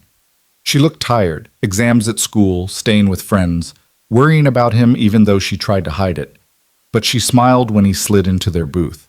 So, she said, big day on Tuesday. Big day on Tuesday. Are you ready? Lucas thought about that question. Was he ready? A week ago, he'd been a carpenter. Now he was about to walk into a courtroom and face one of the most formidable corporate litigators in the state. Ready seemed like a strong word. I'm as ready as I can be, he said finally. I've done everything I know how to do. The rest is up to the judge. And you, Nina pointed out, how you present the case, how you handle their lawyer, that matters, right? It does. Then you'll be great. Because you're good at this, Dad. You always were. You just forgot for a while. I didn't forget. I chose to do something else. But now you're choosing this. And I think it's the right choice. Nina paused, picking at her pizza. Mom would think so too. She always said you were happiest when you were fighting for something that mattered. Lucas felt his throat tighten. Your mom said a lot of wise things. She did. And one of them was that you were the best lawyer she'd ever seen when you cared about the case. So care about this one, Dad. Care like you used to, and you'll win. They finished dinner, talked about her school week, her upcoming science project, normal things that anchored him. When they parted in the parking lot, Nina hugged him tight. Remember what matters, she whispered, but also remember that sometimes what matters is standing up for the right thing. You're doing that. I'm proud of you. Lucas held his daughter, feeling the weight and gift of her support. Then he drove home, spent one more night reviewing his notes, and finally allowed himself to sleep. Tuesday morning arrived with cloudless skies and unusual heat. Lucas dressed carefully, the first time he'd worn a suit in 6 years. It still fit, though it felt strange against his skin, too formal after years of work boots and tool belts.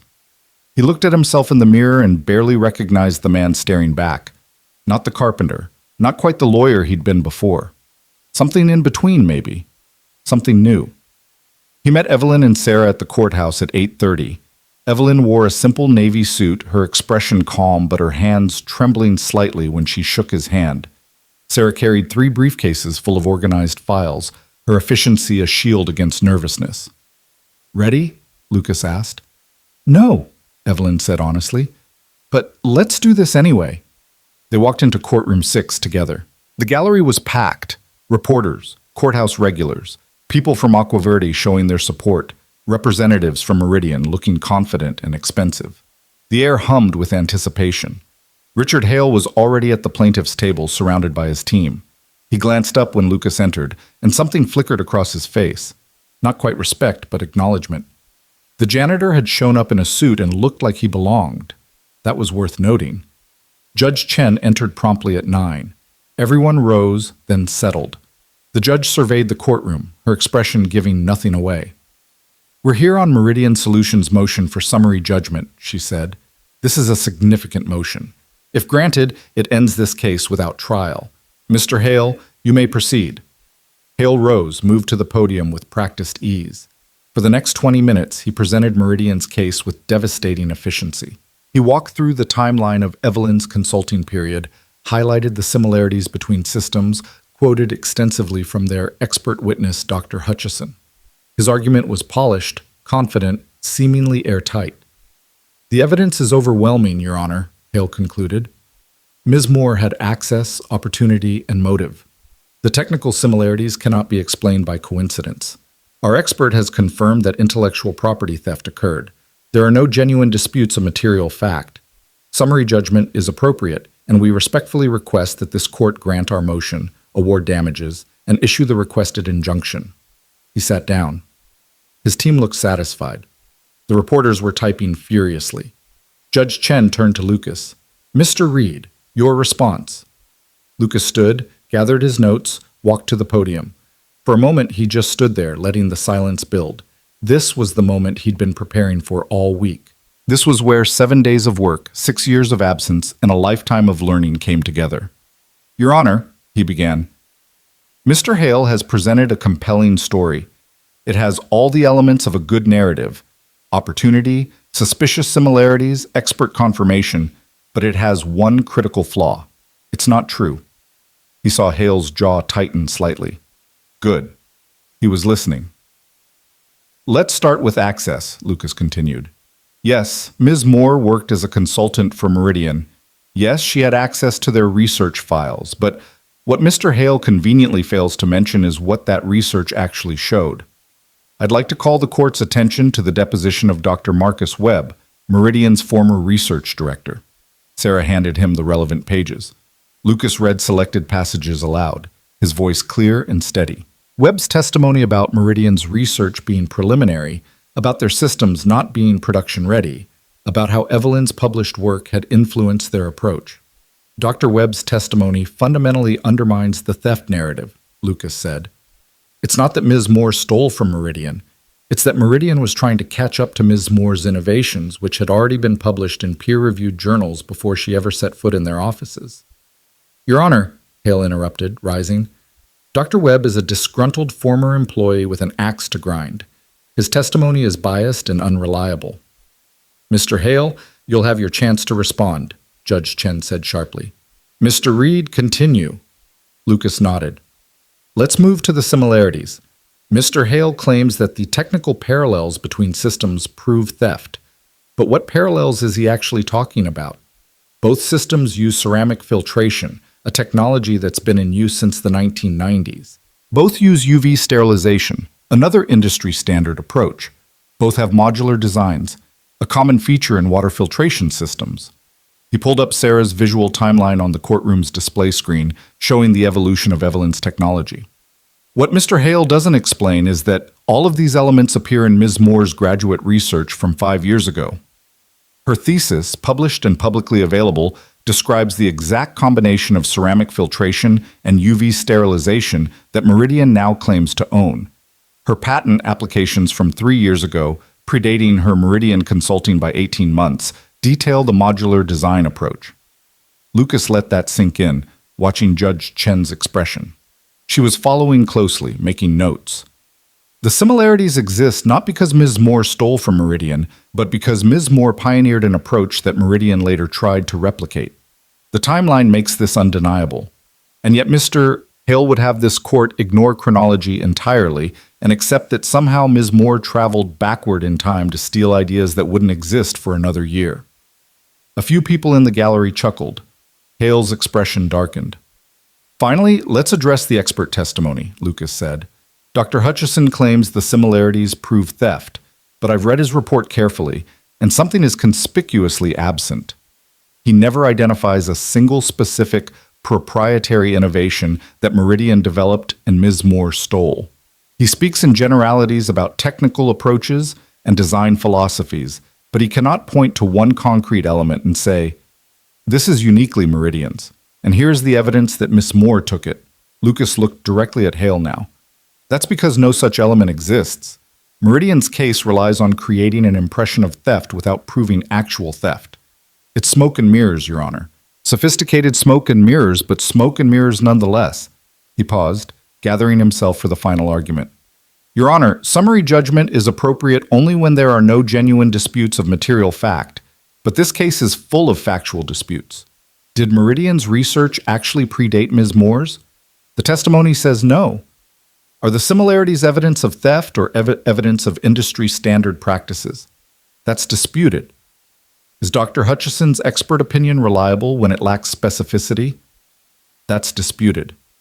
These are precisely the kind of questions that require a trial, where evidence can be tested and witnesses can be cross-examined. Judge Chen leaned forward. Mr. Reed, are you prepared to bring Dr. Webb as a witness if this goes to trial? Yes, Your Honor. Despite Meridian's attempts to intimidate him with NDA threats, Dr. Webb is willing to testify to the truth. Intimidate? Hale was on his feet. Your Honor, that's a serious accusation with no basis in fact. Is Dr. Webb willing to testify? Judge Chen asked Lucas. He is. We can have him here within the hour if Your Honor wishes to hear directly from him. Judge Chen considered this. That won't be necessary today, but I'm concerned about these allegations of witness intimidation. Mr. Hale, has your client contacted Dr. Webb regarding his testimony? We sent a routine letter reminding him of his confidentiality obligations, Hale said carefully. Standard practice when former employees are involved in litigation. A routine letter threatening legal action if he testifies truthfully, Lucas interjected. We have a copy of that letter, Your Honor. It's in our response brief. Judge Chen flipped through the documents before her, found the letter, read it. Her frown deepened. Mr. Hale, this letter is aggressive to the point of being potentially obstructive. Using NDAs to prevent factual testimony about company conduct is problematic. Your Honor, we're simply protecting our intellectual property. You're attempting to silence a witness who has direct knowledge of the facts. That's different. Judge Chen set the letter aside. I'm going to issue a protective order for Dr. Webb. He may testify to factual matters without fear of NDA enforcement. If Meridian has a problem with that, they can file an appeal. Lucas felt a surge of hope. That was a significant ruling, and it suggested Judge Chen was skeptical of Meridian's tactics.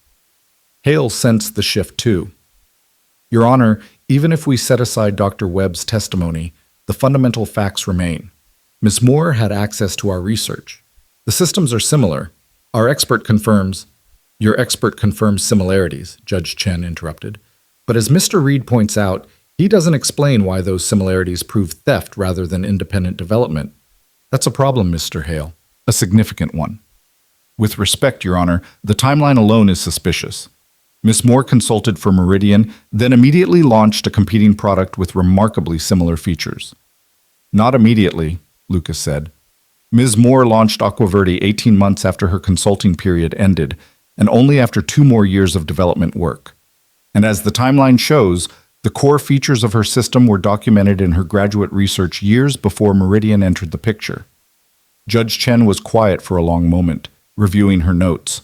The courtroom held its collective breath. Gentlemen, I've heard enough, she said finally. Mr. Hale, your motion presents a compelling case on the surface, but Mr. Reed has identified significant factual disputes that cannot be resolved on summary judgment. The timeline of Ms. Moore's research, the nature of Meridian's research during the relevant period, the specificity or lack thereof in your experts' opinions. These are questions for a jury, not for summary judgment. Hale's face went carefully blank. Lucas felt his heart hammering. Therefore, Judge Chen continued, Meridian's motion for summary judgment is denied. The gallery erupted. Reporters were typing frantically. People from Aquaverde were hugging each other. Meridian's representatives looked stunned. Judge Chen's gavel came down hard. Order. This is not a final ruling on the merits. It simply means we proceed to trial. Both parties should be prepared for a full hearing on the underlying claims. She looked at both legal teams. I'm setting a trial date for 8 weeks from today. That gives you time to complete discovery, prepare witnesses, and file any additional motions. I expect both sides to engage in good faith settlement discussions during this period. Mr. Hale, I'm particularly interested in your client's willingness to settle, given that their motion for quick resolution has failed. We'll certainly discuss settlement, Your Honor, Hale said, his voice tight. See that you do. Court is adjourned. The gavel came down again. People began standing, gathering belongings, talking in excited whispers. Lucas felt Evelyn's hand on his arm, saw tears in her eyes. Thank you, she said. I don't know how you did that, but thank you. We're not done, Lucas reminded her. This just means we get to fight. We haven't won yet. No, but we have a chance, a real one. That's more than I had a week ago. Sarah was grinning, practically bouncing. Did you see Hale's face? He was so confident, and then you just systematically took apart his entire argument. That was incredible. Lucas allowed himself a small smile. He's going to come back harder. Count on it.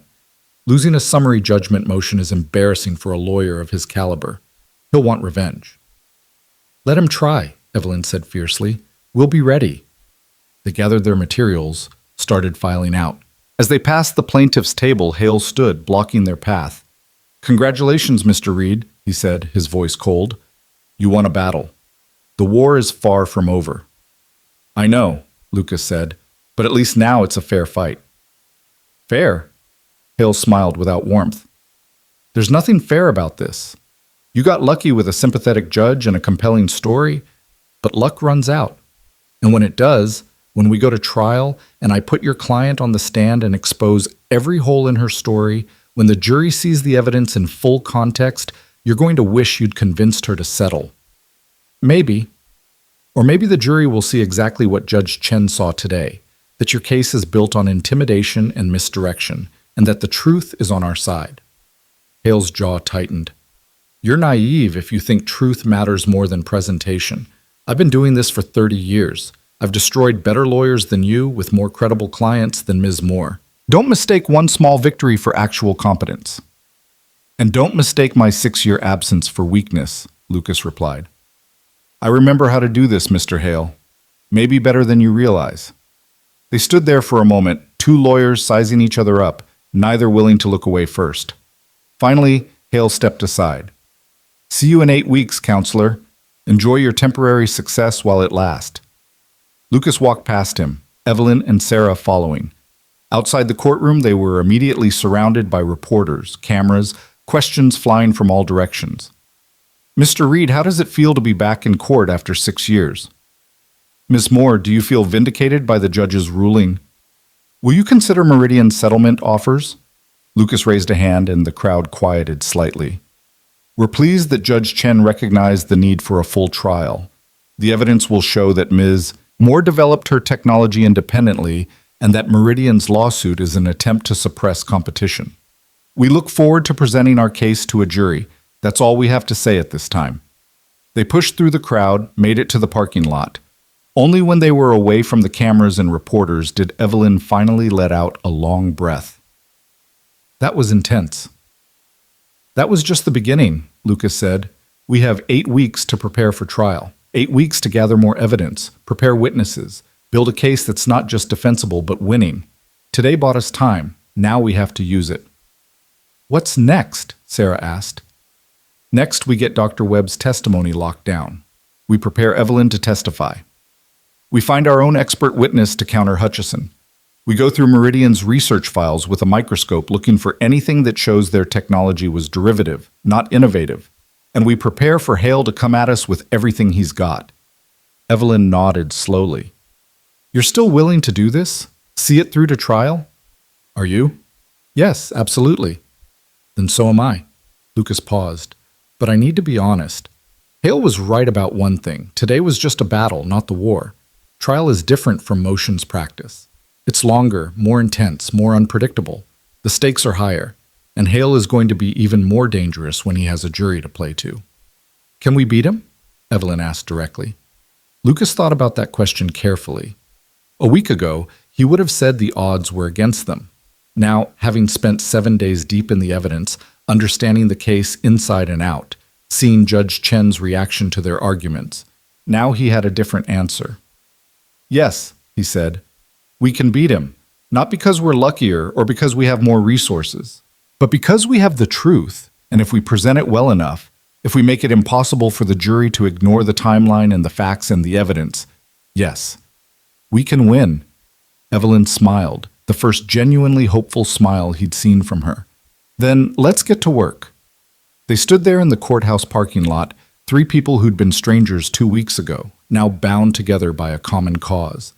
The sun was bright overhead, the day was warm, and somewhere inside Lucas felt something he hadn't felt in years. Not just purpose, not just conviction, but the simple, powerful knowledge that he was exactly where he was supposed to be, doing exactly what he was meant to do. The carpenter had become a lawyer again, and this time he was fighting for the right side. The 8 weeks between the motion hearing and trial moved differently than the first frantic 7 days. Lucas settled into a rhythm that was intense but sustainable, dividing his time between preparing for trial and maintaining the life he'd built with Nina.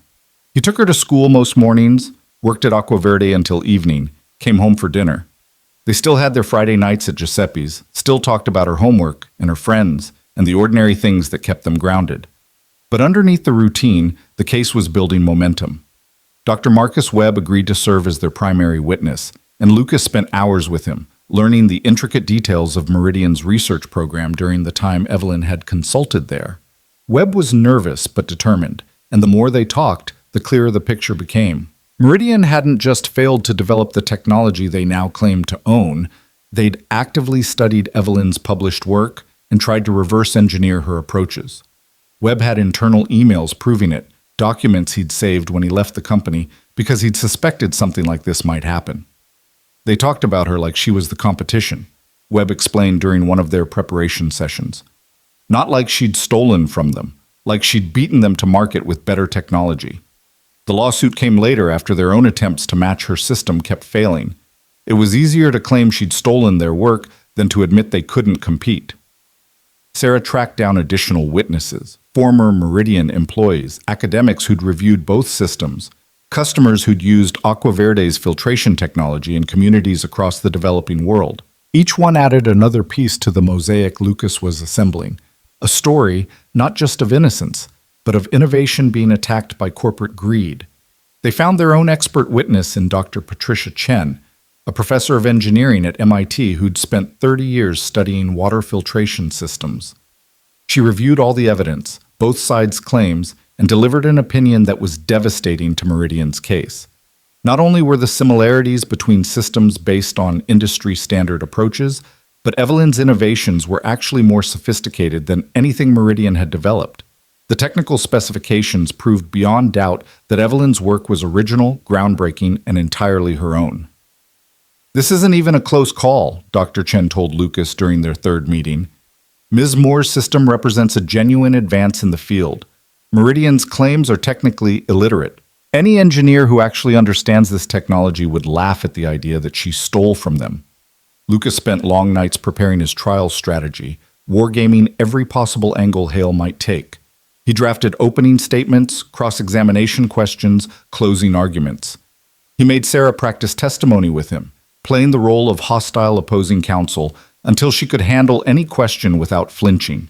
He worked with Evelyn on her own testimony, helping her translate technical brilliance into language a jury could understand and connect with emotionally. "Tell them why you started Aqua Verde," he coached her during one session. "Not the technical reasons. The human reasons." Evelyn thought for a moment, then spoke with a quiet intensity that gave Lucas chills. "My mother died when I was 15, cholera, from contaminated water. We were living in a rural area of the Philippines at the time, visiting my grandparents. Clean water just wasn't available. She got sick, and by the time we got her to a hospital with proper treatment, it was too late. I watched her die from something completely preventable. That's why I became an engineer. That's why I focused on water filtration. Because no one should lose someone they love to something as basic as dirty water." "That," Lucas said, "that's what you tell the jury. That's why you built this technology. Not for money, not for fame, to save lives." The story transformed how they approached the case. It wasn't just about intellectual property anymore. It was about what happened when corporations tried to suppress technology that could help millions of people because it threatened their profit margins. That narrative, corporation versus humanitarian, greed versus compassion, would resonate with a jury in ways that technical specifications never could. But Hale wasn't sitting idle. Meridian filed motion after motion, trying to exclude Webb's testimony, trying to limit what Dr. Chen could say, trying to prevent certain documents from being admitted into evidence. Each motion required a response, hours of legal research and writing, arguments before Judge Chen. Lucas won some, lost others, but he was holding his ground. 3 weeks before trial, Meridian made another settlement offer. This time, they were willing to drop all claims and pay Evelyn $2 million, but only if she agreed to license her technology to Meridian at favorable rates and signed a non-disparagement agreement. "It's a better offer," Evelyn admitted when she called Lucas to discuss it, "but it still gives them access to my technology, and the non-disparagement clause means I can never talk about what they did. They're trying to buy my silence." "What do you want to do?" Lucas asked. "I want to go to trial. I want a jury to hear what they tried to do to me. Even if we lose, I want the truth on the record." "Then that's what we'll do." But Lucas called Hale personally to reject the offer. The conversation was brief and icy. "Your client is making a mistake," Hale said. "My offer was generous given the strength of our case. She's going to regret this." "Maybe," Lucas replied. "Or maybe you're going to regret pushing this to trial. I guess we'll find out." 2 weeks before trial, Lucas got a call from an unexpected source. Benjamin Marsh, the retired court clerk who'd worked at the courthouse for 40 years before retiring 5 years ago. Lucas had cleaned his office dozens of times, and they'd always gotten along well. Marsh had heard about the case, about Lucas stepping back into law, and wanted to help. "I remember you when you practiced before," Marsh said when they met for coffee. "You were good, really good. And I remember Hale too. He's brilliant, but he has a weakness." "What's that?" "Arrogance. He's so confident in his ability to intimidate and overwhelm that he sometimes misses the simple human elements of a case. He thinks everything is about legal strategy and courtroom dominance. But juries are people. They respond to authenticity, to genuine emotion. If you can make them care about your client as a person, Hale's technical brilliance won't matter as much." Lucas absorbed this advice, incorporated it into his preparation. He refined his opening statement to lead with Evelyn's story, to make the jury see her as a daughter who'd lost her mother, an innovator trying to prevent others from experiencing that loss, an entrepreneur being crushed by a corporation that couldn't compete fairly. The week before trial, Nina asked to see his opening statement. They were at Giuseppe's, their Friday tradition, and she'd been quieter than usual through dinner. "You sure?" Lucas asked. "It's pretty dry legal stuff." "Dad, I'm 12, not 6. I can handle it." He showed her his notes, walked her through the structure. She listened intently, then frowned. "It's good," she said, "but it's missing something." "What?" "You're telling them why Evelyn matters. But you should also tell them why this case matters. Not just to her, to everyone.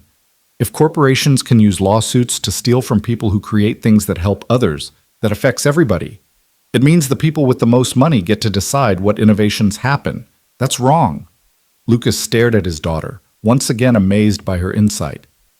"You're absolutely right. How did you get so smart?" "I learned from watching you and Mom." She paused. "Dad, are you scared about the trial?" "Terrified," he admitted. "But that's okay. Being scared means it matters." "You're going to be great. You know why?" "Why?" "Because you're not just fighting for Evelyn. You're fighting for the person you used to be before Mom died. The person who believed law could make things better. This is your chance to prove that was true." The night before trial, Lucas couldn't sleep. He lay in bed reviewing arguments in his mind, worrying about witnesses, running through cross-examination questions. Around 2 a.m., he gave up and went to his kitchen, made coffee, spread his notes across the table one more time. His phone buzzed. A text from Evelyn. "Can't sleep either. Thank you for everything, whatever happens tomorrow." He replied, "We're going to win. Get some rest." Another text, this one from Sarah. "Trial day. Let's show them what truth looks like." Lucas smiled despite his nerves.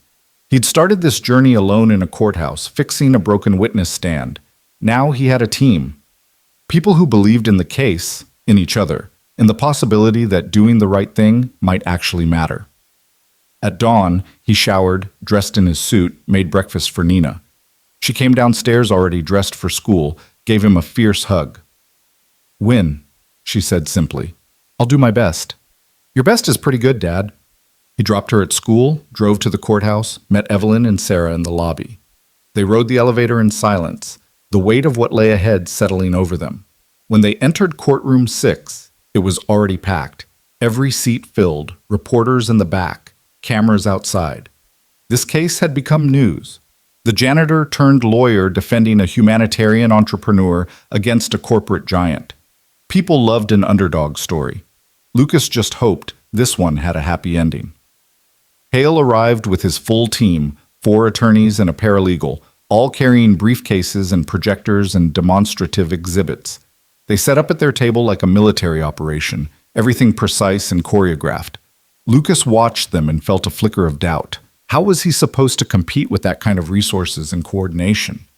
Then he looked at Evelyn, remembered her mother dying from contaminated water, remembered the communities around the world using aquaverde technology to access clean water for the first time in their lives, remembered the simple truth at the heart of this case. He didn't need to match Hale's resources. He just needed to tell that truth clearly enough that the jury couldn't ignore it. Judge Chen entered. Everyone rose. The jury filed in, 12 people chosen after 2 days of voir dire, a mix of ages and backgrounds. Lucas had tried to select people who would respond to human stories rather than technical arguments, people who might distrust corporate power, people who seemed thoughtful and fair. He'd done his best. Now he had to trust them. "Ladies and gentlemen," Judge Chen addressed the jury. "We're here for the trial of Meridian Solutions versus Aquaverde Technologies and Evelyn Moore.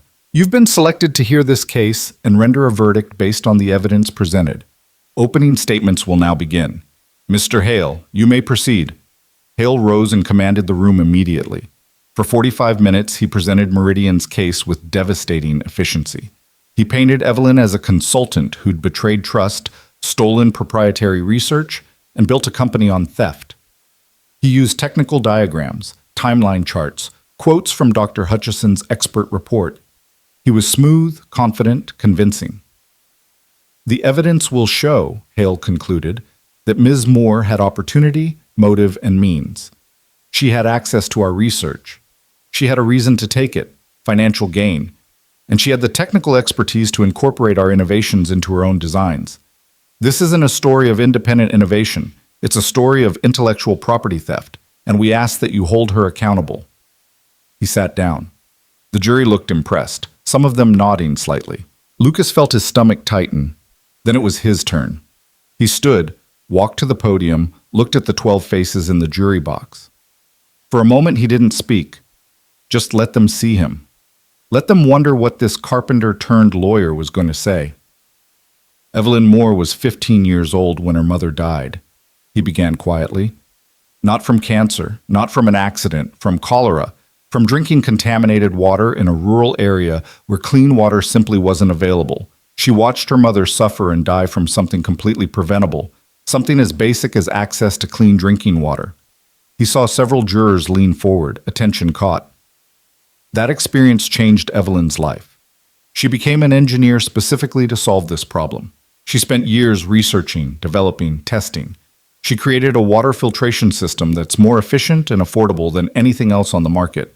Not for profit, though she's earned that honestly, but because she remembered watching her mother die, and she didn't want other people to experience that loss. Lucas paused. Let that sink in. Meridian Solutions is a corporation that sells water filtration systems primarily to wealthy clients in developed countries. They charge premium prices, lock customers into long-term contracts, prioritize profit over access. When Evelyn developed a system that could provide clean water to communities that Meridian ignored, when her technology started winning contracts and changing lives, Meridian couldn't compete. So instead of innovating, instead of improving their own systems, they did something easier. They sued.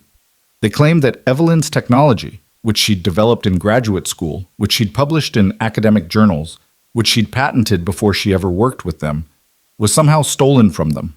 He walked closer to the jury box. Mr. Hale just spent 45 minutes telling you a story about theft. I'm going to spend the next few weeks showing you the truth. The evidence will prove that every innovation in Evelyn's system was documented in her research years before she consulted for Meridian.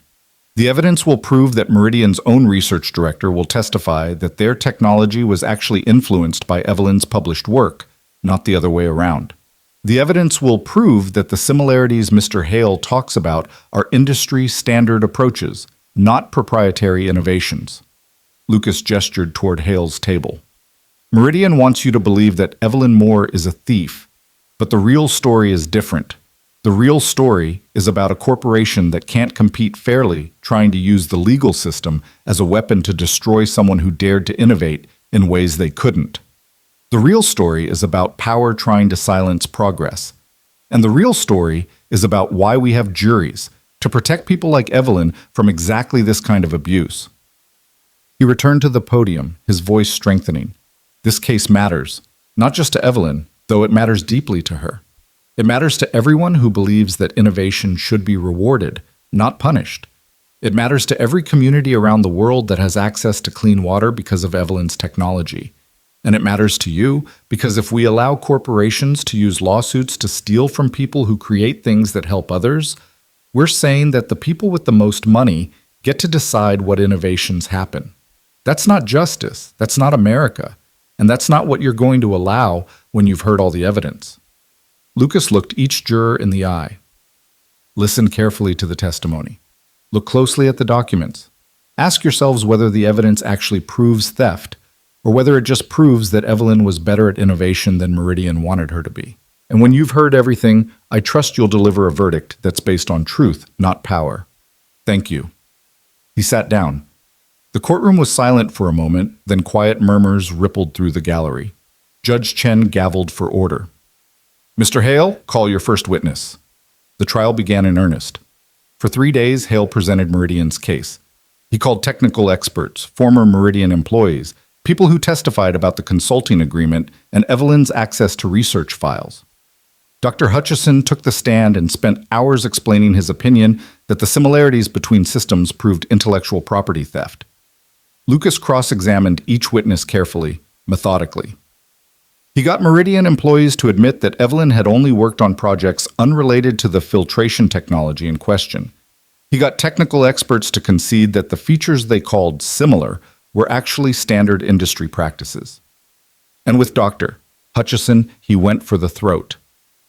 Dr. Hutchison, you've testified that the similarities between systems prove theft, correct? Yes, that's my professional opinion. Can you identify one specific, unique, proprietary innovation that Meridian developed and Ms. Moore stole? Hutchison hesitated. The combination of elements. One specific innovation, Doctor. Not a combination. One concrete thing. Well, the ceramic filtration approach has been in use since the 1990s, hasn't it? Yes, but... And the UV sterilization? Also industry standard, but... And the modular design? Common in filtration systems, yes, but when you combine them all, when you combine industry standard elements, Doctor, do they magically become proprietary? It's about the specific implementation which Ms. Moore documented in her graduate research 5 years ago, correct? Before she ever met anyone from Meridian? Hutchison shifted uncomfortably. I wasn't asked to review her graduate research in detail. You weren't asked, or you didn't? I focused on the period during and after her Meridian consulting. So you formed an opinion about whether she stole Meridian's innovations without actually examining whether those innovations existed in her work before Meridian? Doesn't that seem backward, Doctor? I relied on the materials provided by Meridian's counsel. Exactly. You relied on what you were told rather than looking at the complete picture. No further questions. Lucas sat down, feeling the shift in the courtroom's energy. Hutchison had been Meridian's star witness, and Lucas had just exposed the fundamental flaw in his testimony. He'd assumed the conclusion rather than examining the evidence objectively. When it was Lucas's turn to present the defense, he started with the timeline. Sarah had created a visual masterpiece showing the evolution of Evelyn's research, year by year, with specific dates for every lab notebook entry, every publication, every patent application. It was impossible to look at that timeline and believe Evelyn had stolen technology that she'd actually invented first. Then he called Dr. Marcus Webb. Webb was nervous taking the stand, but Lucas had prepared him well. Slowly, carefully, Lucas walked him through his time at Meridian, the state of their research program, the internal discussions about Evelyn's work. Dr. Webb, during the time Ms. Moore was consulting for Meridian, what was the status of Meridian's water filtration research? Preliminary. We had concepts, but nothing production ready. We were struggling with efficiency problems, cost issues. The technology just wasn't coming together. Did Meridian's research team study Ms. Moore's published work? Extensively. Her academic publications were required reading for everyone in the department. We were trying to understand how she'd achieved such high efficiency at such low cost. So Meridian was learning from her, not the other way around? Objection, Hale called. Leading. Sustained, Judge Chen said. Rephrase, Mr. Reed. Dr. Webb, based on your direct observation, who was influencing whom in terms of water filtration innovation? Webb looked directly at the jury. Ms. Moore was the innovator. We were trying to catch up to her. When she left and launched Aquaverde, there were meetings where executives discussed how to compete with her. No one ever suggested she'd stolen from us. The lawsuit came later, after it became clear we couldn't match her technology. Why do you think the lawsuit was filed? Objection, speculation. I'll rephrase. Did you ever hear Meridian executives discuss why they were filing the lawsuit? Yes. In a meeting about 6 months before I left the company, the CEO said that if we couldn't beat Aquaverde in the market, we needed to beat them in court. He said dragging them through expensive litigation might force Ms. Moore to sell or settle, and then we could acquire the technology we couldn't develop ourselves. The courtroom erupted. Reporters were typing frantically. Jurors were looking at each other with shocked expressions. Hale was on his feet objecting, but Judge Chen overruled him. Did you document this meeting, Dr. Webb? I took notes. I have them.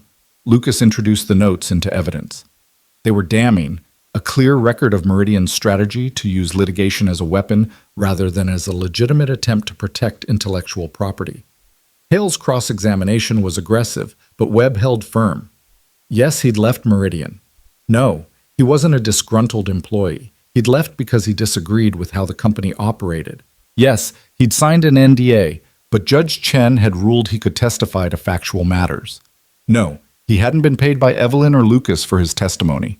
By the time Webb left the stand, the narrative had shifted completely. Lucas called Dr. Patricia Chen next. She walked the jury through a detailed technical analysis showing that Evelyn's innovations were not only original, but actually more sophisticated than Meridian's technology. She explained in clear, accessible language why the similarities Meridian claimed were actually evidence of industry-standard practices, not theft. In your professional opinion, Dr. Chen, did Ms. Moore steal Meridian's intellectual property? Absolutely not. If anything, the evidence suggests Meridian tried to emulate Ms. Moore's approaches and failed. Her work is original, groundbreaking, and entirely her own. Finally, Lucas called Evelyn. She took the stand calmly, dressed simply, looking like exactly what she was, an engineer who'd built something important.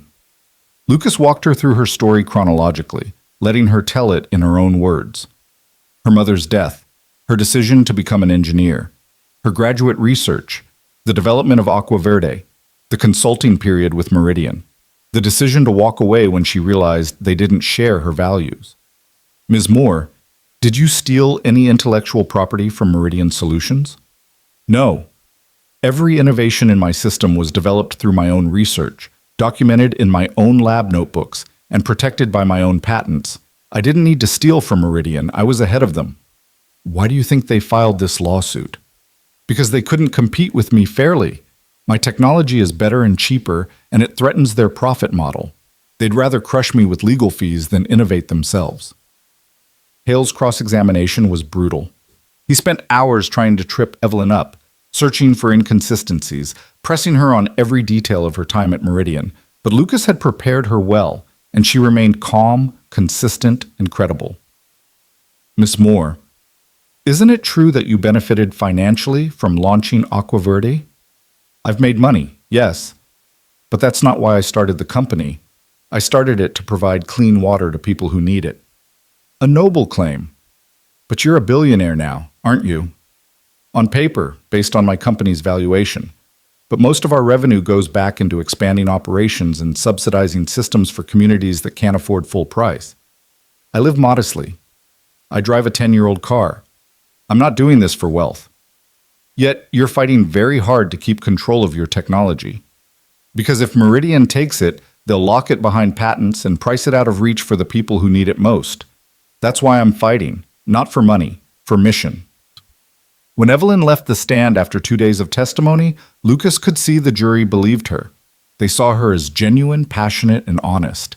Everything Hale had tried to suggest about her being a calculating thief had fallen flat against the reality of who she actually was. Closing arguments came on Friday afternoon, exactly 3 weeks after trial began. Hale went first, giving an impassioned summary of Meridian's case, but even his considerable skill couldn't overcome the weight of evidence Lucas had presented. Then it was Lucas's turn for the final time. He stood before the jury, these 12 people who would decide everything, and spoke from the heart. 3 weeks ago, Mr. Hale told you a story about intellectual property theft. This week, you've heard the truth. Evelyn Moore didn't steal from Meridian. She innovated in ways they couldn't match. She built something that helps people they ignored. And when her success threatened their market dominance, they tried to destroy her. He walked along the jury box. You've seen the evidence, the timeline that proves every innovation came from Evelyn's independent research. Dr. Webb's testimony about Meridian's strategy to use litigation as a weapon. Dr. Chen's expert analysis confirming Evelyn's work is original and superior. Evelyn's own testimony about why she does this work. All of it points to one conclusion. Meridian's lawsuit is baseless. It's corporate bullying disguised as intellectual property protection. Lucas paused, looked at each juror. Your verdict matters. Not just to Evelyn, though it will determine whether she keeps the company she built or loses everything. Your verdict matters to everyone who believes innovation should be rewarded, not punished. It matters to every community using Aqua Verde technology to access clean water. And it matters to all of us who want to live in a country where having the best lawyers doesn't matter more than having the truth. He returned to the podium. Meridian had every advantage in this case. More lawyers, more resources, more time to prepare, but they didn't have one thing, the facts on their side. You've heard those facts, you've seen the evidence, and now I'm asking you to deliver a verdict that reflects the truth. Find that Evelyn Moore did not steal Meridian's intellectual property. Find that this lawsuit was exactly what it appears to be, an attempt by a corporation to suppress competition they couldn't handle, and send a message that in this courtroom, in this country, truth matters more than power. He looked at them one final time. Thank you for your service. I trust you to do what's right. Judge Chen gave the jury their instructions. They filed out to begin deliberations. And then there was nothing to do but wait. Lucas, Evelyn, and Sarah sat in a small conference room down the hall from the courtroom. Hours passed. No one said much. They were beyond words now, beyond strategy. Everything they could do, they'd done. At 6 p.m., word came that the jury had reached a verdict. They returned to the courtroom. The gallery had filled again, everyone wanting to see how the story ended. Hale looked confident, but Lucas noticed tension in his shoulders. He wasn't certain anymore. The jury filed in. Lucas tried to read their faces, gave up. Some looked at Evelyn, others didn't. It was impossible to know. Judge Chen addressed the foreperson. Has the jury reached a verdict? We have, Your Honor. Please read it. The foreperson stood, unfolded a paper, and began to read. In the matter of Meridian Solutions versus Aquaverde Technologies and Evelyn Moore, on the charge of intellectual property theft, we find the defendant not guilty.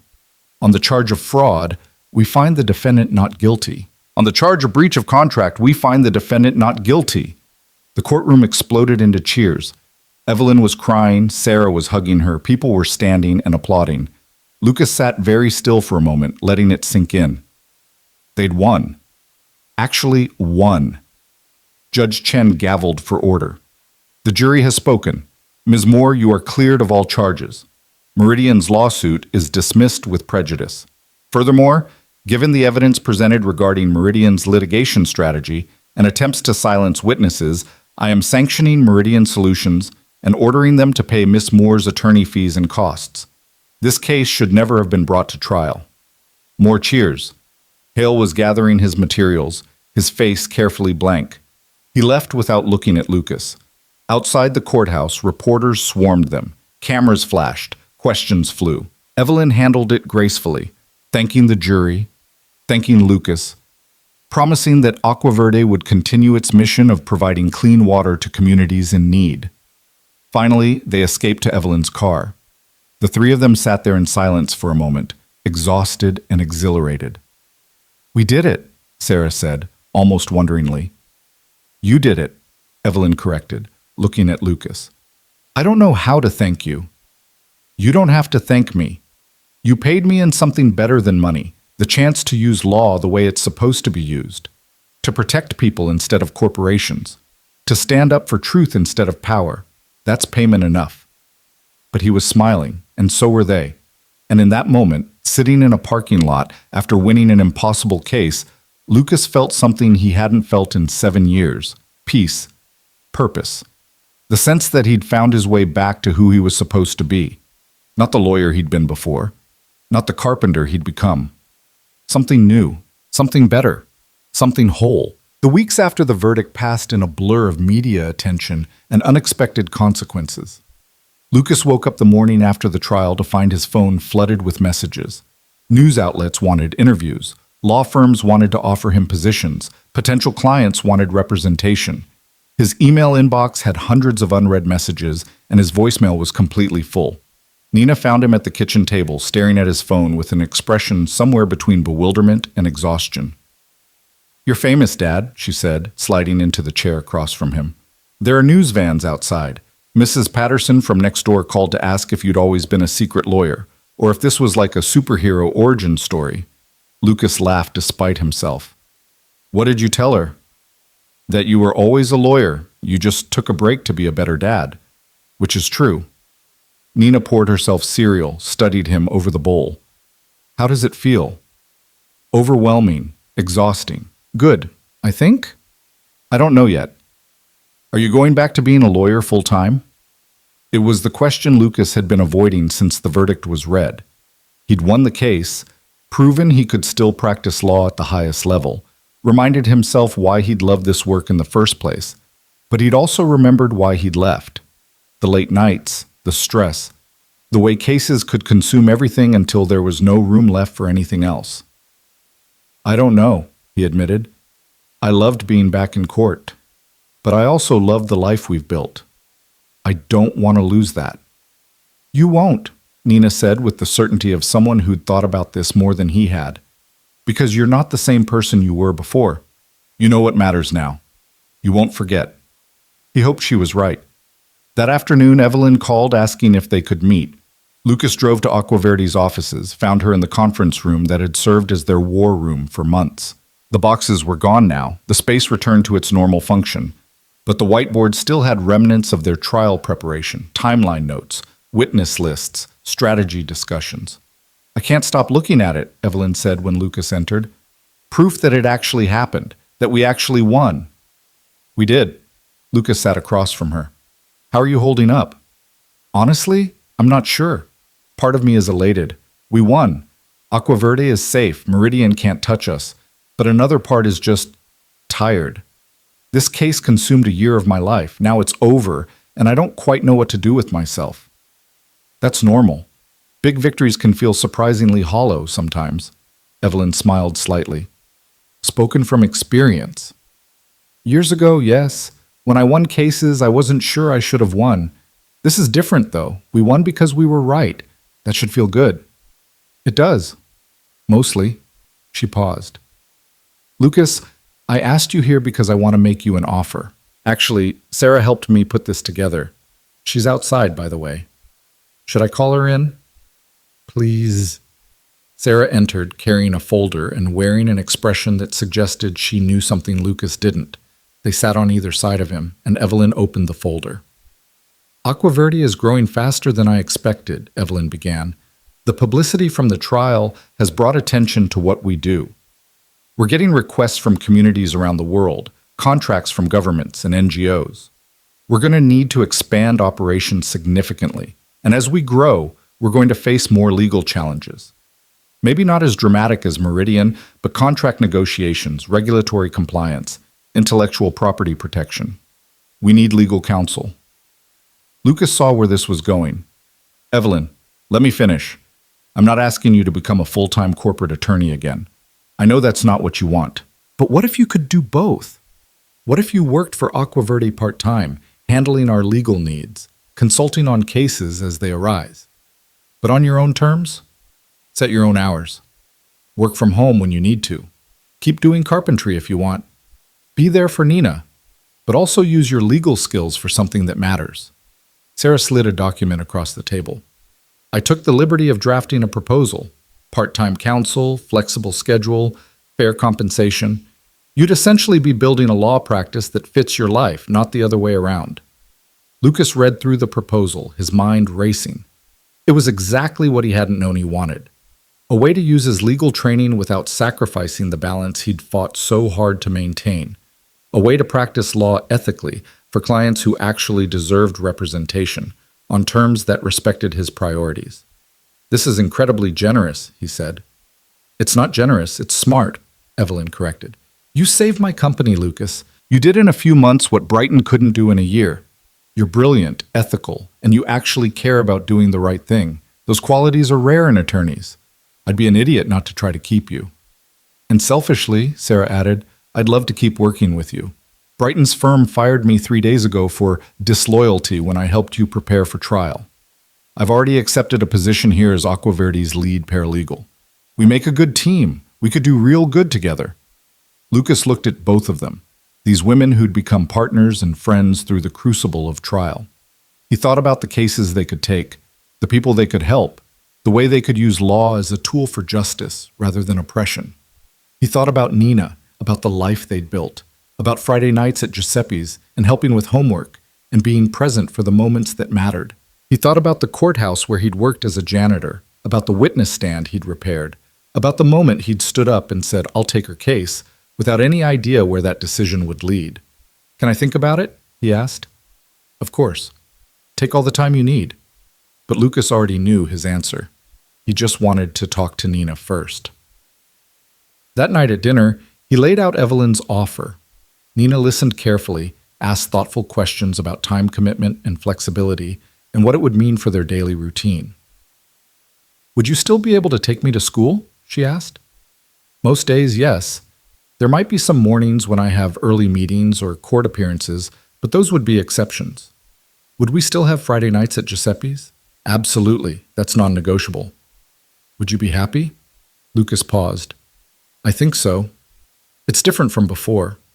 I'd be practicing law on my own terms, for clients I believe in. And I'd still have time for carpentry, for you, for the things that matter. Nina was quiet for a moment, then smiled. Then you should do it. You've been happier these past few months than I've seen you in years. You light up when you talk about the trial, about helping Evelyn. You found something you thought you'd lost. That's worth holding on to. You're sure? Dad, I'm 12, not 6. I can handle you having a job that sometimes requires late nights or early mornings. What I can't handle is you giving up something you love because you think you have to choose between me and your career. You don't. We can have both. We can build a life that includes both. Lucas reached across the table, took her hand. When did you get so wise? I learned from the best. The next morning, Lucas called Evelyn and accepted her offer. They worked out the details over the following week. He'd handle Aquaverde's legal needs, take on select outside clients whose cases aligned with his values, maintain his carpentry and courthouse work for as long as he wanted. It was a hybrid practice that would have seemed impossible a few months ago, but now felt perfectly natural.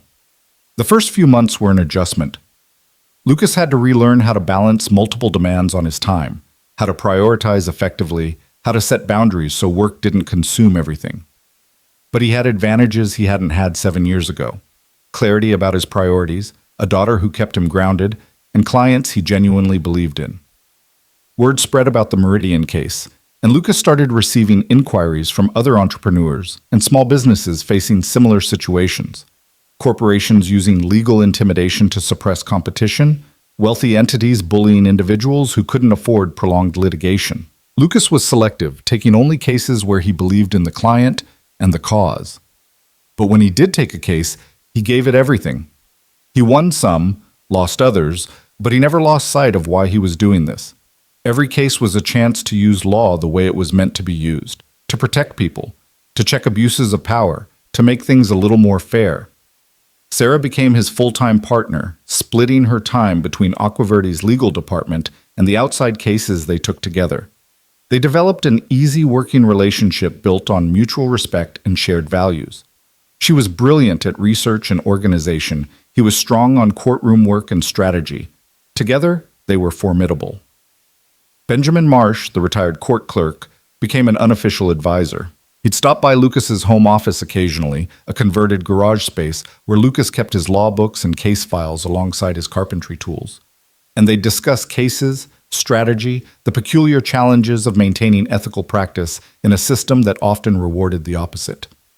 You're building something good here, Marsh told Lucas one afternoon, 6 months after the Meridian trial.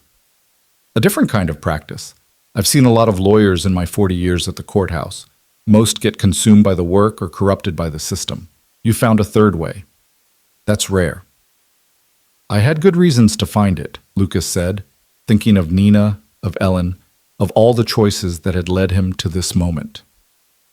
The courthouse eventually hired a new janitor, but Lucas still stopped by occasionally to help with repairs.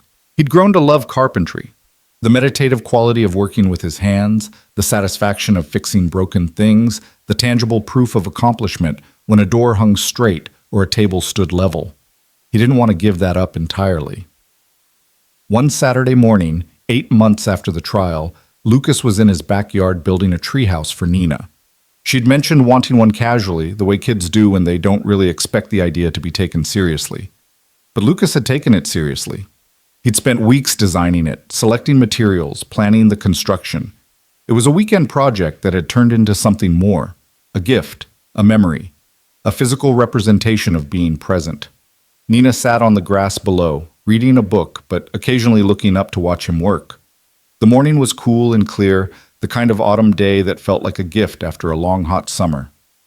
How much longer? She called up. Another hour, maybe? Want to come up and check the progress?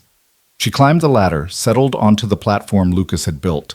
It was spacious enough for her and friends, sturdy enough to last for years, detailed enough to show the care that went into its construction. It's perfect, Dad, she said, running her hand along the railing. Better than I imagined. That's the goal. Always build better than expected. Is that your philosophy for carpentry or for life? Lucas smiled. Both, I guess. They sat together in the half-finished treehouse, looking out over the backyard, the neighborhood, the life they'd built. Nina leaned against his shoulder, and Lucas felt a surge of gratitude so intense it almost hurt. Dad, can I ask you something? Always.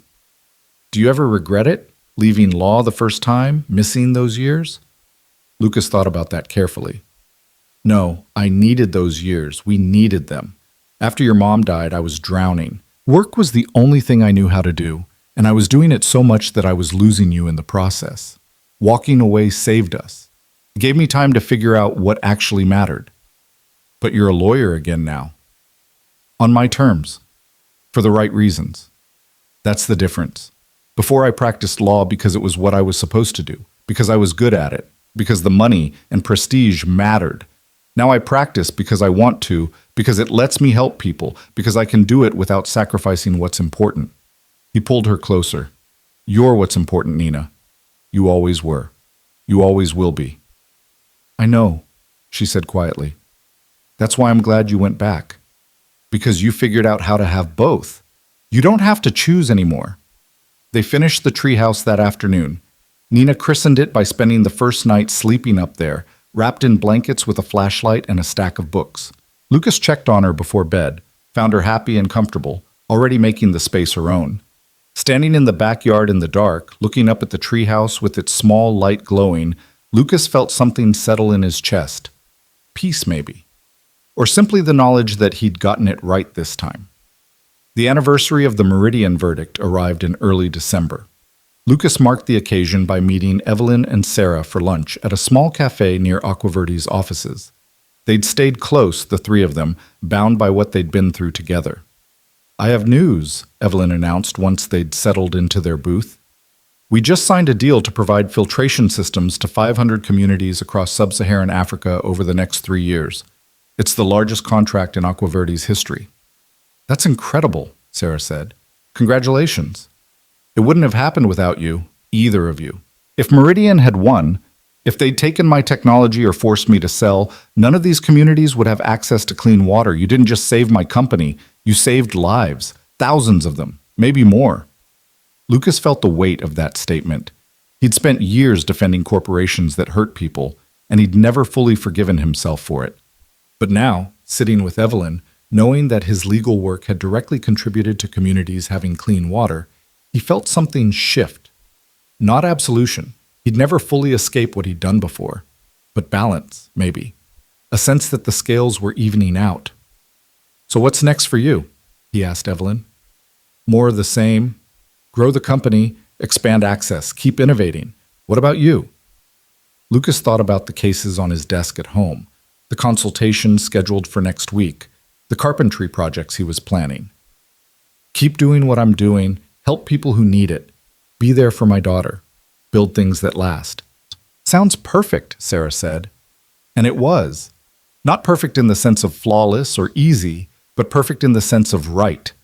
Lucas had found a way to practice law that didn't consume him, to be a father without sacrificing his career, to use his talents for good without losing sight of what mattered. That evening, Lucas and Nina had their Friday tradition at Giuseppe's. They sat in their usual booth, ordered their usual pizza, fell into their usual comfortable conversation. Dad, I've been thinking, Nina said between bites, about next year, high school. Already? You're still in 7th grade. I know, but I want to talk about it, about what comes after. Okay, what about it? I was thinking I might want to be a lawyer, like you, or maybe an engineer like Evelyn, someone who uses skills to help people. You and Evelyn showed me that's possible, that you can have a career that matters and still have a life. Lucas felt his throat tighten with emotion. You can be anything you want. Lawyer, engineer, astronaut, artist. Whatever makes you happy. I know. But I want it to be something that helps, something that matters. You taught me that. You and Mom both. Your mom would be so proud of you. She'd be proud of you too. For coming back, for standing up for Evelyn, for figuring out how to be both things, a dad and a lawyer who actually helps people. They finished dinner, drove home through streets Lucas had driven 1,000 times. His neighborhood, his community, his life. It was modest compared to what he could have had if he'd stayed on the corporate track 7 years ago. No corner office, no expensive car, no prestige or power. But it was real. It was his. It was enough. That night, after Nina went to bed, Lucas sat at his kitchen table with a cup of coffee and his laptop. He pulled up the news article that had run about the Meridian case, reread it one more time. The headline called him the janitor who became a lawyer, It wasn't quite accurate. He'd always been a lawyer, just dormant, but he understood the appeal of the narrative. People loved underdog stories. They loved the idea that someone ordinary could stand up to power and win. What they didn't always understand was that standing up was the easy part. The hard part was staying stood up, day after day, when the cameras weren't there and the story wasn't exciting anymore. The hard part was building a life that honored your values even when no one was watching. Lucas closed the laptop, walked to Nina's room, checked on her one last time. She was asleep, peaceful, surrounded by books and the ordinary chaos of a 12-year-old's life. He stood in the doorway for a moment, just watching her breathe, feeling the familiar surge of love and terror and responsibility that came with being a parent. He thought about Ellen, about what she would say if she could see them now. She'd be proud, he thought. Not just of Nina, though Nina was remarkable, but of him too, for finding his way back without losing what he'd learned, for building something sustainable instead of just successful. In the morning, Lucas would wake up early and work on a brief for a new client, a small tech startup being sued by a larger competitor in what looked like another case of corporate intimidation disguised as intellectual property protection. He'd spend the afternoon in his garage workshop, finishing a custom bookshelf for the local library. He'd pick Nina up from school, help her with homework, make dinner, maintain the rhythms of daily life that kept them both grounded. It wasn't glamorous. It wouldn't make headlines. But it was good work, meaningful work, work that let him sleep at night. Lucas returned to the kitchen, washed his coffee cup, turned off the lights. Before heading to bed, he paused in the hallway, looking at the photos on the wall. Ellen smiling on their wedding day. Nina as a baby, a toddler, growing up. His law degree, framed and hung not prominently but present. The certificate from his carpentry training. Images of a life built piece by piece, choice by choice. He thought about the witness stand he'd repaired nearly a year ago, about the crack in the wood that had brought him to courtroom 6 on the morning everything changed. That crack was still there, visible if you looked closely, but strengthened by the repair. Not perfect, but solid, functional and honest. Life was like that, Lucas had learned, full of cracks and breaks and damage. The question wasn't how to avoid them. You couldn't. The question was what you did with them, whether you let them weaken you or whether you found a way to make them part of your strength. He'd chosen strength, chosen to rebuild rather than abandon, chosen to return to law but on his own terms, with his priorities clear and his values intact. Standing in his modest home, his daughter sleeping safely down the hall, his work waiting for him in the morning, Lucas felt something he'd spent 7 years searching for and finally found. Not happiness, exactly. Happiness was too fleeting, too dependent on circumstances. This was deeper, more enduring. Contentment, purpose, peace. The knowledge that he was building a life that mattered, one day at a time, one choice at a time, one person helped at a time. Justice, Lucas had learned, wasn't just argued in courtrooms. It wasn't just about winning cases or making headlines or defeating powerful opponents, though sometimes it was those things. More often, justice was quieter. It was showing up for your daughter's school events and also taking the call from a client who needed help. It was charging fair rates so people could actually afford representation and also making sure you earned enough to pay your bills. It was remembering why you became a lawyer in the first place and also remembering why you walked away.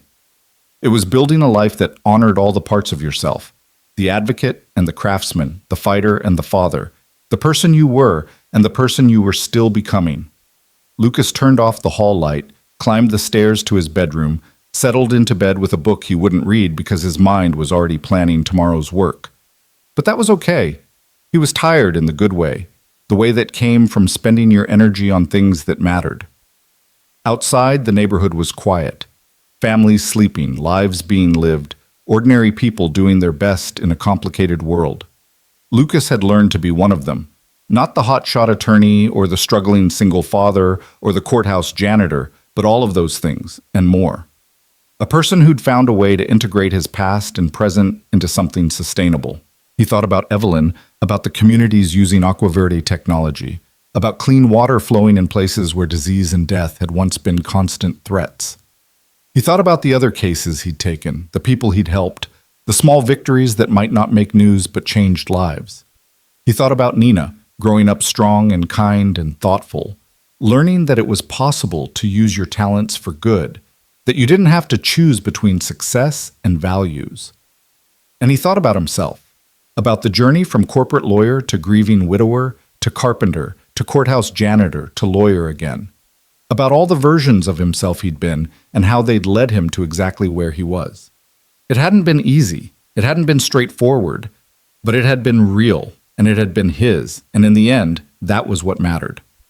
Lucas closed his eyes, feeling sleep creeping in, and smiled. Tomorrow would bring new challenges. More clients who needed help, more cases to prepare, more carpentry projects to complete, more moments with his daughter to treasure. More chances to stand up for people who needed someone to stand with them. It would be hard work, good work, the kind of work that made a difference even when no one was watching, the kind of work worth waking up for. And as Lucas drifted off to sleep in his modest bedroom in his modest house, in his modest life, that was actually extraordinary in all the ways that counted, his last thought was simple and true. He'd found his way home, not to a place, but to himself. To a life built on purpose rather than accident, on values rather than defaults, on presence rather than prestige. And that was victory enough. That was everything.